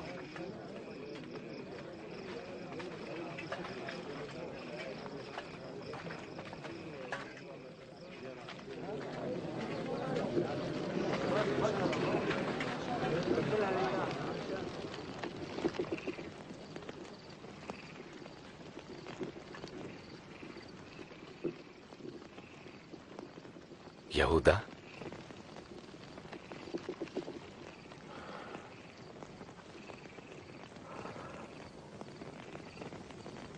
क्या तुम चुंबन लेकर मुझे पकड़वा रहे हो?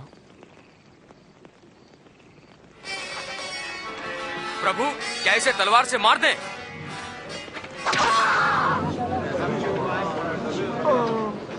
चलो इसे पकड़ लो। बस बहुत हो गया।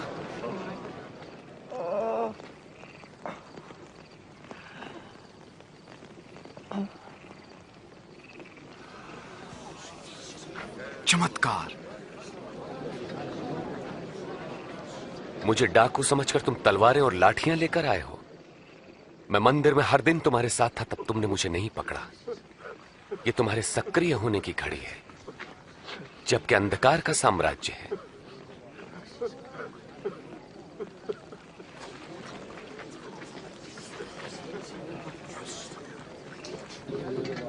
पकड़ लो इसे।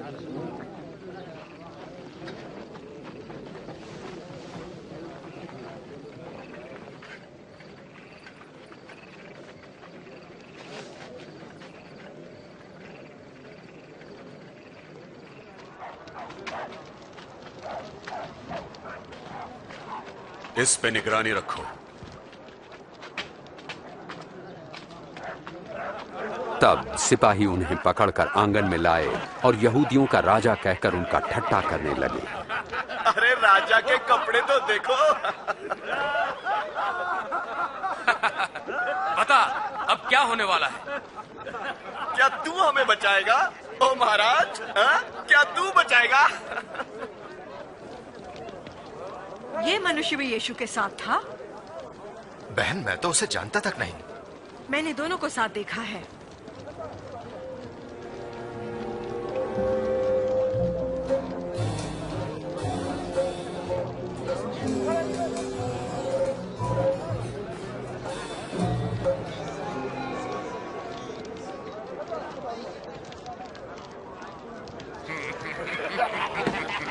हम तो तेरे नौकर हैं। बड़े बनते थे, अब कैसा लगता है? तू भी तो उनमें से एक है। वो मैं नहीं।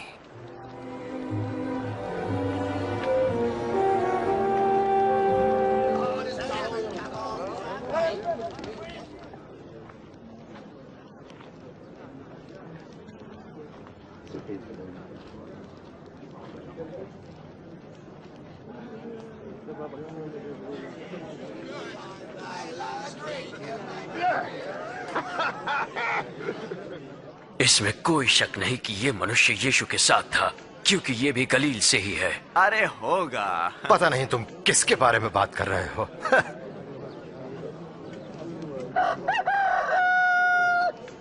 प्रभु यीशु ने मुड़कर सीधे पतरस को देखा।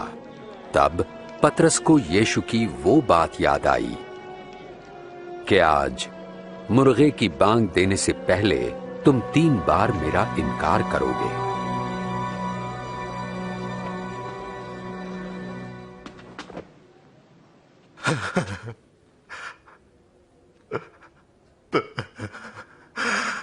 प्रभु जी, हम विनती करते हैं कि आप अपनी महानता के अनुसार हम पर दया करें।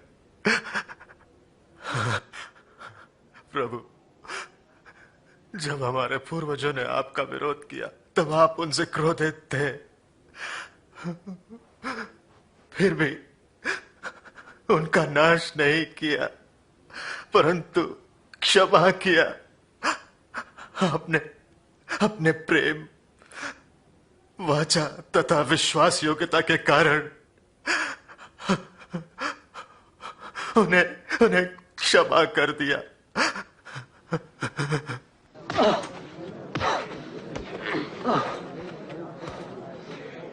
बोल, तुझे किसने मारा? भविष्यवाणी कर, अब तुझे कौन मारेगा?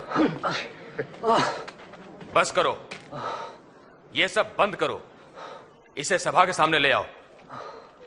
चल।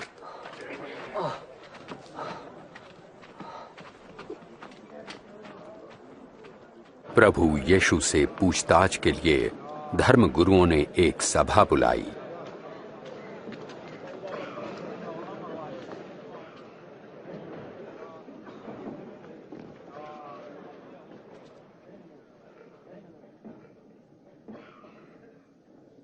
हमें बता, क्या तू ही मसीह है? यदि मैं बताऊंगा तो तुम विश्वास न करोगे।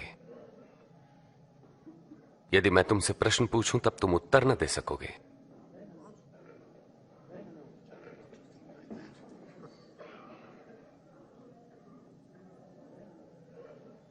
लेकिन अब से मैं निश्चय ही सर्वशक्तिमान परमेश्वर के दाहिनी ओर बैठूंगा।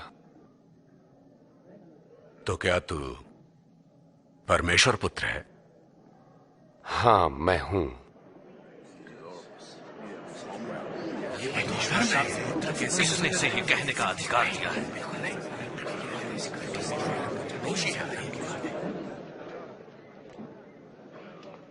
हमने खुद अपने कानों से सुना कि इसने क्या कहा।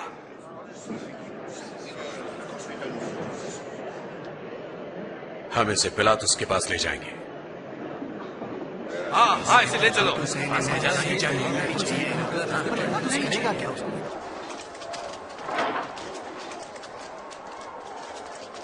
चलो।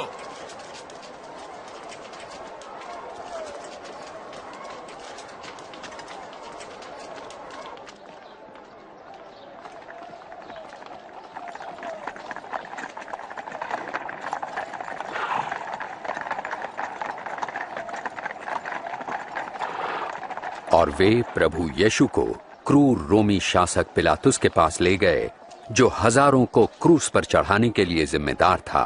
इतनी सुबह सुबह तुम लोग मुझसे क्या चाहते हो? हमने इसे लोगों को बहकाते हुए पकड़ा है।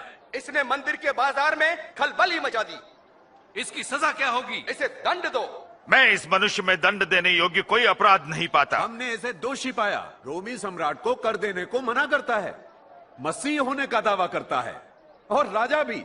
राजा? क्या आप यहूदियों के राजा हैं? तुमने खुद कहा। इसने ये सब गलील में आरंभ किया था, अब यहां भी आ पहुंचा है। गलील में? क्या ये मनुष्य गलीली है? ऐसा है तो इसे राजा हेरोदेस को सौंप देना चाहिए। वो अभी भी यरूशलेम में ही है ना? इसे वहां ले जाओ।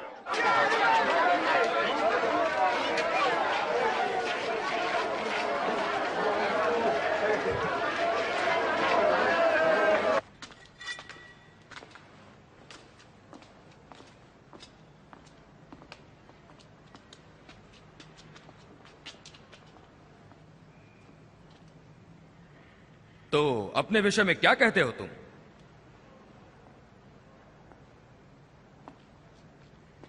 वे कौन है जिन्हें तुम अपना शिष्य कहते हो?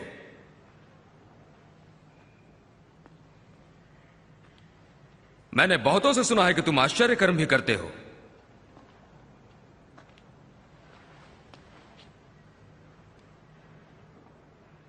फिर मेरे लिए भी कुछ करो। महाराज, ये सभी लोगों को बहका रहा है और अपने आप को राजा कहता है। ये मनुष्य राजा?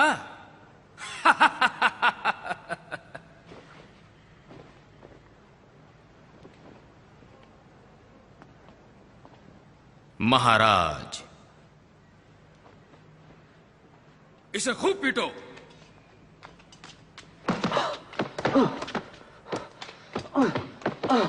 ले जाओ इसे पिलातुस के पास, ये उसी के प्रांत का है।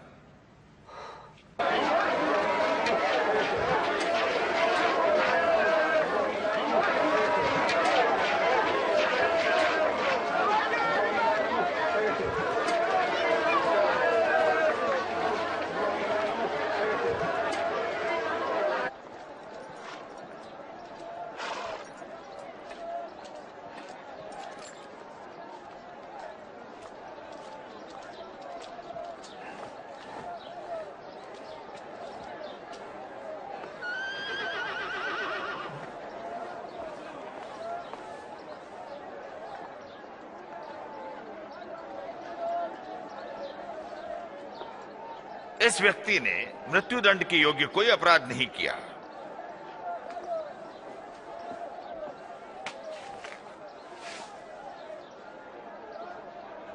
तो मैं इसे कोड़े लगवाकर छोड़े देता हूं। इस त्योहार के समय हमारे लिए आप एक आदमी को छोड़ने का अधिकार रखते हैं। हमारे लिए छोड़ दे। ठीक है। और इस मनुष्य को दंड दे। हाँ, हमें बरअब्बा चाहिए।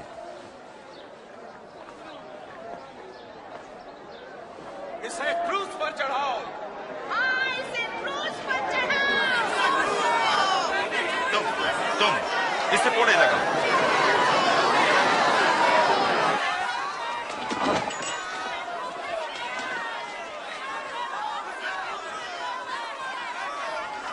आप किसका इंतजार कर रहे हैं पिलातुस?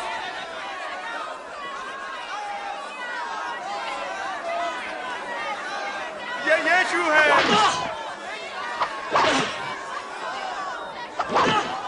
उन्हें ऐसी पीड़ा क्यों देते हो? इन्हें छोड़ दो, ये मसीह हैं।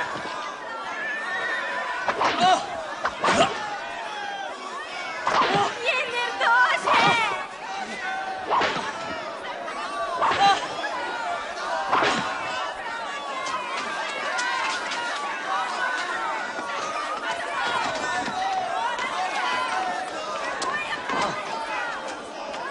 इसे उठाओ। वो जोर जोर से चिल्ला रहे थे कि यीशु को क्रूस पर चढ़ाया जाए, तो पिलातुस ने यीशु को मृत्युदंड दिया। बदले में हत्या और दंगे के लिए बंदी बरअब्बा को रिहा कर दिया गया और क्रूस पर चढ़ाने के लिए यीशु को उनके हवाले कर दिया।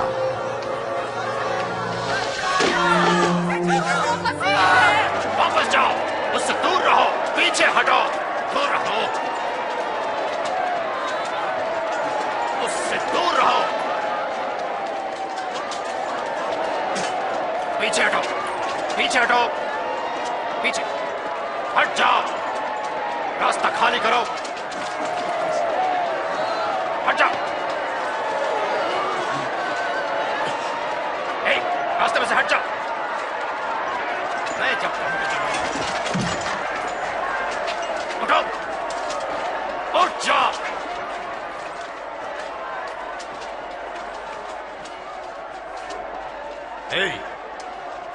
क्या नाम है तुम्हारा? हजूर, मुझे शमौन कुरैनी कहते हैं। इधर आओ तुम। रस्सियां काटो।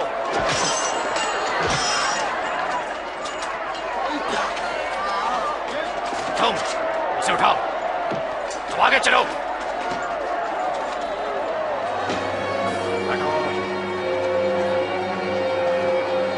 पीछे हटो, छोड़ो उसे।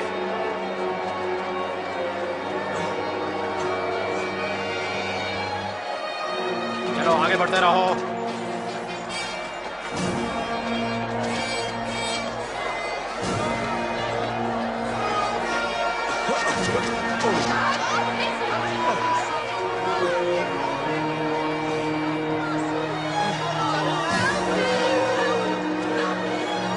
हटो, पीछे हटो।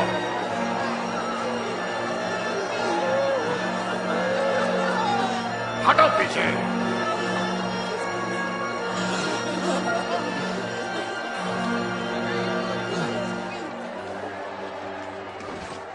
हम आपके लिए रोते हैं प्रभु जी, इसे पीजिए प्रभु जी। पी लीजिए प्रभु जी।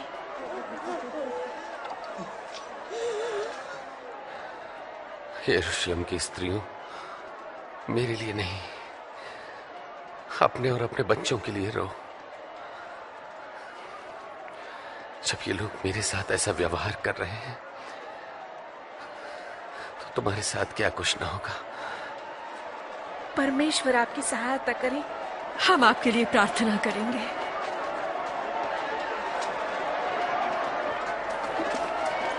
चलो, यहां खड़े रहो, चलते रहो, जल्दी जल्दी। अब तुम जाओ, चलते रहो, आगे बढ़ो, जल्दी से जल्दी से। अब तुम चलो, चलो, अब तुम आगे बढ़ो, जल्दी।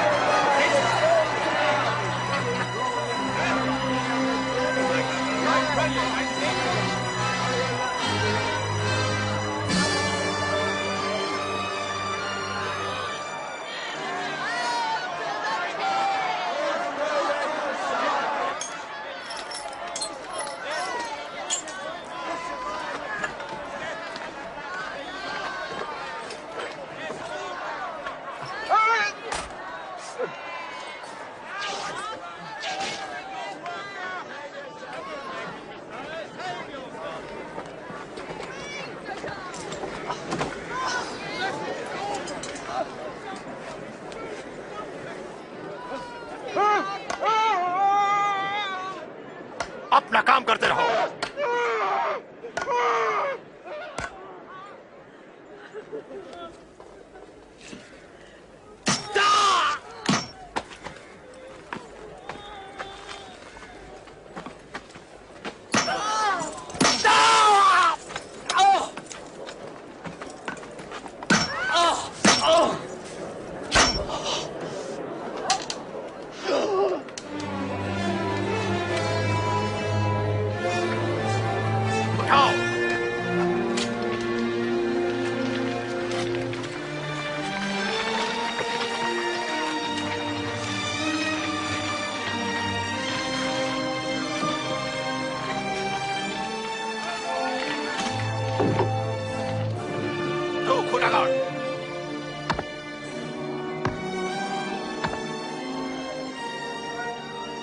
रस्से ढीले करो।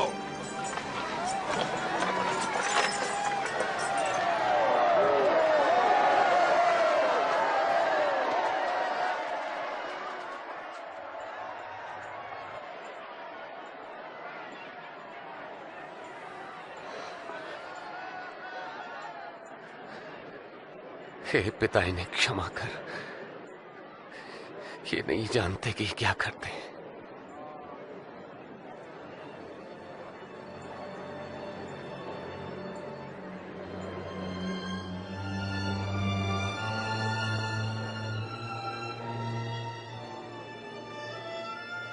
इसने औरों को बचाया, अब अपने को बचाए।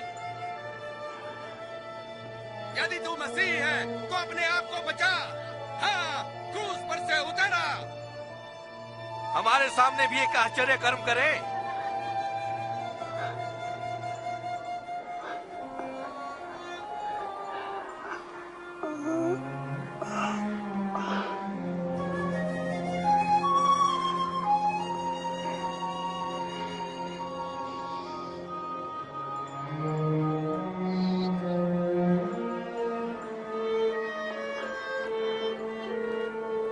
और यीशु को क्रूस पर 2 चोरों के बीच लटकाया गया।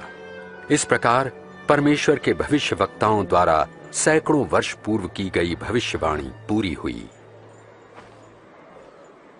ये कपड़ा किसी मामूली आदमी का नहीं।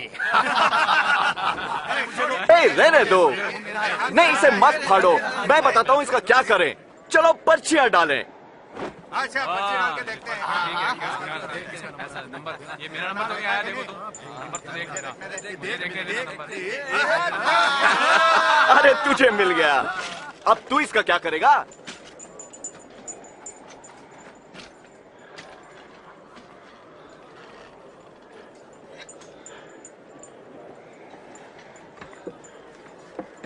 उनके सिर के ऊपर एक तख्ती लटकाई गई जिस पर लिखा था, ये यहूदियों का राजा है।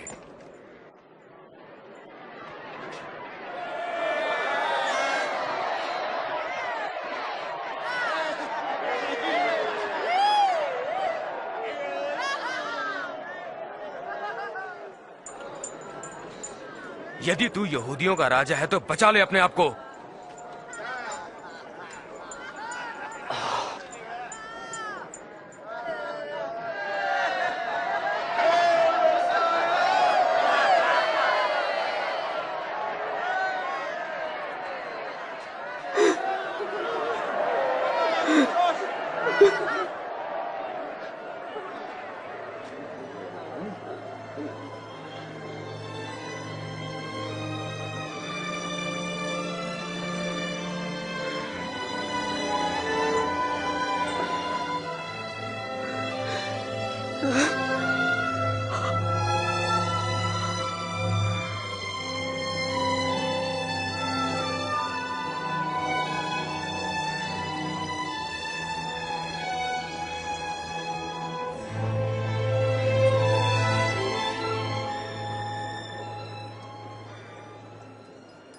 क्यों?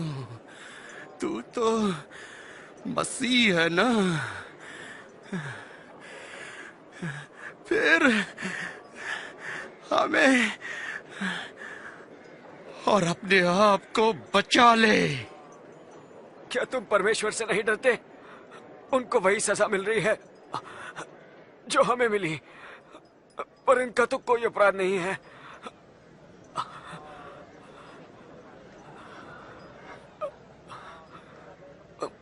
मुझे याद रखना यीशु जी, जब आप अपने राज्य में आएंगे। मैं वचन देता हूं कि तुम आज ही स्वर्ग में होगे मेरे साथ।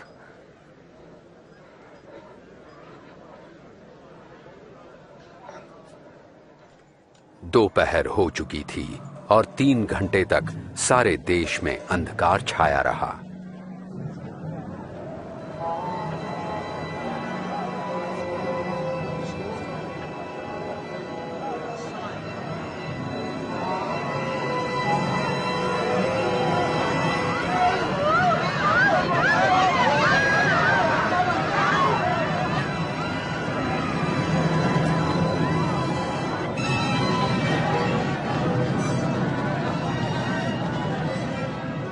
और मंदिर का पर्दा ऊपर से लेकर नीचे तक हट गया।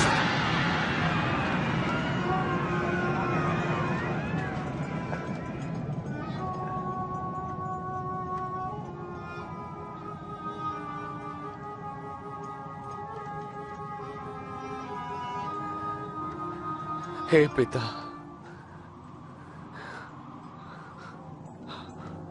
आपके हाथों में मैं अपनी आत्मा सौंपता हूं।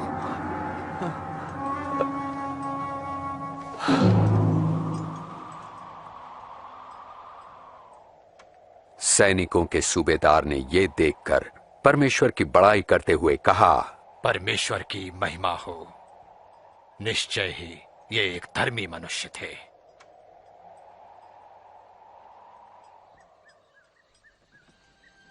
धार्मिक सभा के एक नेक सदस्य अरमतिया के यूसुफ ने, जो इस कार्य से सहमत नहीं था, जाकर पिलातुस से अनुमति ली कि प्रभु यीशु की लोथ को विश्राम के दिन से पहले ही कब्र में रखा जा सके।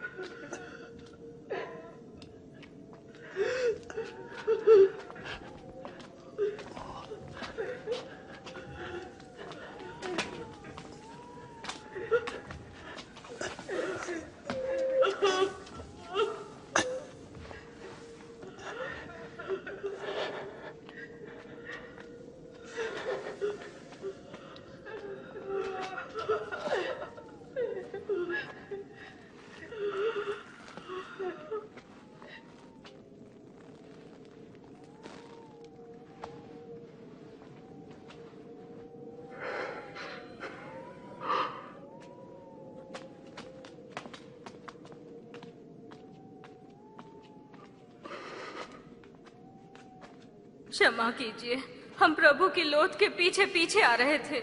आप सभी आ सकते हैं, मगर चले, विश्राम दिन शुरू होने वाला है।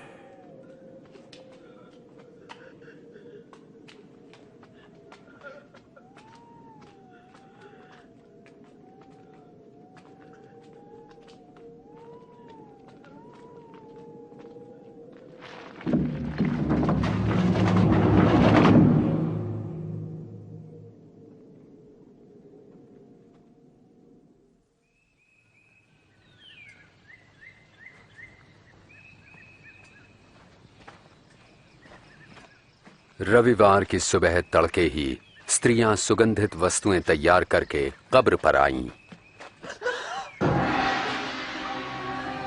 उन्होंने कब्र से पत्थर को लुढ़का हुआ पाया और जब वे अंदर गईं तो प्रभु यीशु की लोथ वहां नहीं थी।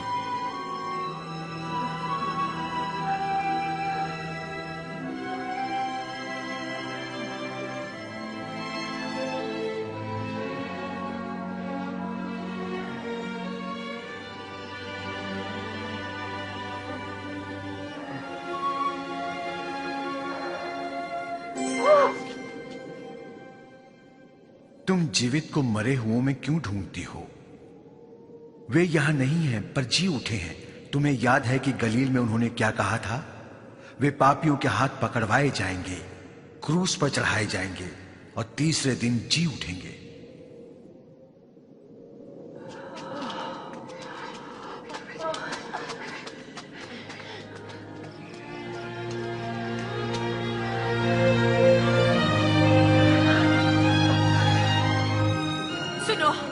कब्र का पत्थर लुढ़का हुआ था। हम अंदर गए पर हमारे प्रभु का शव वहां नहीं है। क्या प्रभु का शव नहीं है? और दो मनुष्य हमें दिखे, स्वर्गदूत चमकते सूर्य समान, और हमसे ये कहा, तुम जीवित को मृतकों में क्यों ढूंढती हो? ये सच है। विश्वास कीजिए, विश्वास कीजिए। हमने उनको देखा, आप भी जाकर देखें, कब्र खाली है, प्रभु वहां नहीं है। पतरस, आप हमारा विश्वास करें।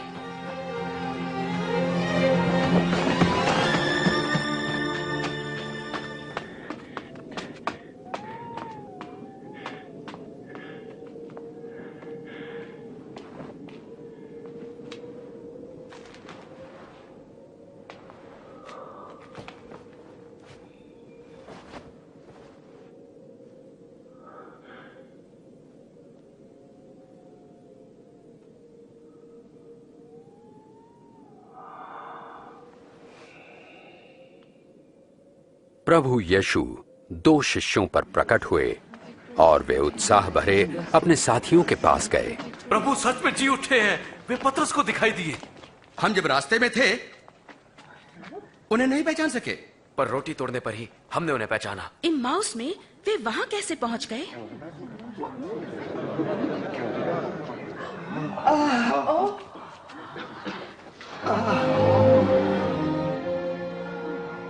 तुम्हें शांति मिले।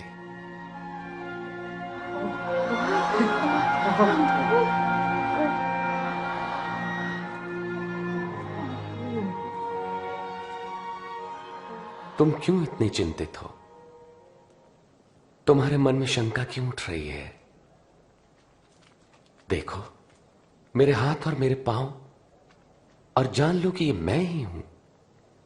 मुझे छुओ तो पहचान लोगे, क्योंकि आत्मा के हड्डी और मांस नहीं होता जैसा मुझ में देखते हो। मैं यही बातें तो करता था जब तुम्हारे साथ था, कि मेरे विषय में मूसा की व्यवस्था, भविष्यवक्ता के लेखों और भजन संहिता में लिखा सब पूरा होना था। यही तो लिखा है कि मसीह को दुख उठाना और तीसरे दिन मृतकों में से जी उठना है। उनके नाम से पश्चाताप और पाप क्षमा का संदेश यरूशलेम से लेकर सारे संसार में प्रचारित किया जाएगा। तुम इन सब बातों के साक्षी हो और मैं स्वयं अपने पिता का वचन तुम्हारे लिए पूरा करूंगा। स्वर्ग से सामर्थ्य पाने तक यरूशलेम में ही प्रतीक्षा करते रहना।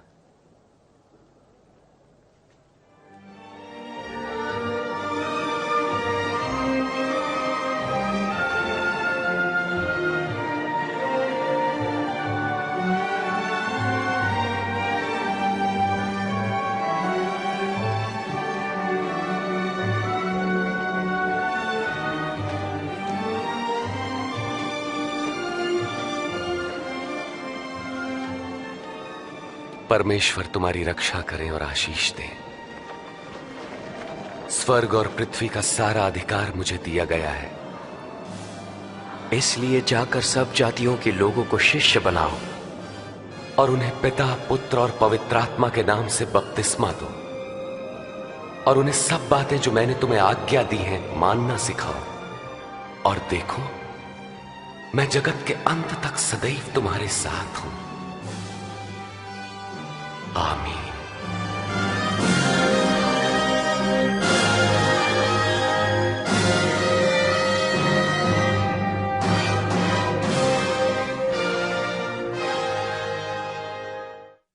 जो यीशु के शिष्य बनने का निर्णय लेते हैं वे यीशु के साथ अपने संबंध की शुरुआत इन शब्दों के इस्तेमाल से कर सकते हैं। पिता परमेश्वर, आप धर्मी हैं। मैं धन्यवाद देता हूं कि आप मुझसे प्रेम करते हैं। मुझे इस बात का पछतावा है कि मैंने आपकी आज्ञाओं को नहीं माना और आपके विरुद्ध पाप किया। मैं धन्यवाद देता हूं कि आपने यीशु को क्रूस पर मेरी जगह मरने के लिए भेजा और वो तीसरे दिन जी उठा। मैं धन्यवाद देता हूं कि उसने मेरे बदले मेरे पापों का दंड सहा। मैं आपके मार्ग पर चलना चाहता हूं और यीशु को अपना उद्धारकर्ता और अपने प्रभु के रूप में ग्रहण करना चाहता हूं। मैं धन्यवाद देता हूं कि आपने मेरे पापों को क्षमा किया है और हमेशा के लिए आपके साथ आपके राज्य में रहने के लिए द्वार खोल दिया है। मैं विनती करता हूं कि अपनी पवित्र आत्मा मुझे दे ताकि वो मेरे साथ रहे और मुझे आपका मार्ग दिखाए। वो मुझे सामर्थ्य दे ताकि मैं अपने पूरे मन से आपसे प्रेम रख सकूं, ताकि मैं ऐसा जीवन जीऊं जो आपको पसंद हो और इस दुनिया में हर जगह लोग आपकी स्तुति करें। आमीन। यीशु ने अपने शिष्यों के बारे में कहा, मेरी भेड़ें मेरा शब्द सुनती हैं और मैं उन्हें जानता हूं और वो मेरे पीछे चलती हैं। यीशु के शिष्य आपस में मिलते हैं, वो हर रोज उससे बातें करते हैं, उसके वचन को पढ़ते हैं, वो हमेशा उसका अनुसरण करते हैं और दूसरों को भी उसके बारे में बताते हैं।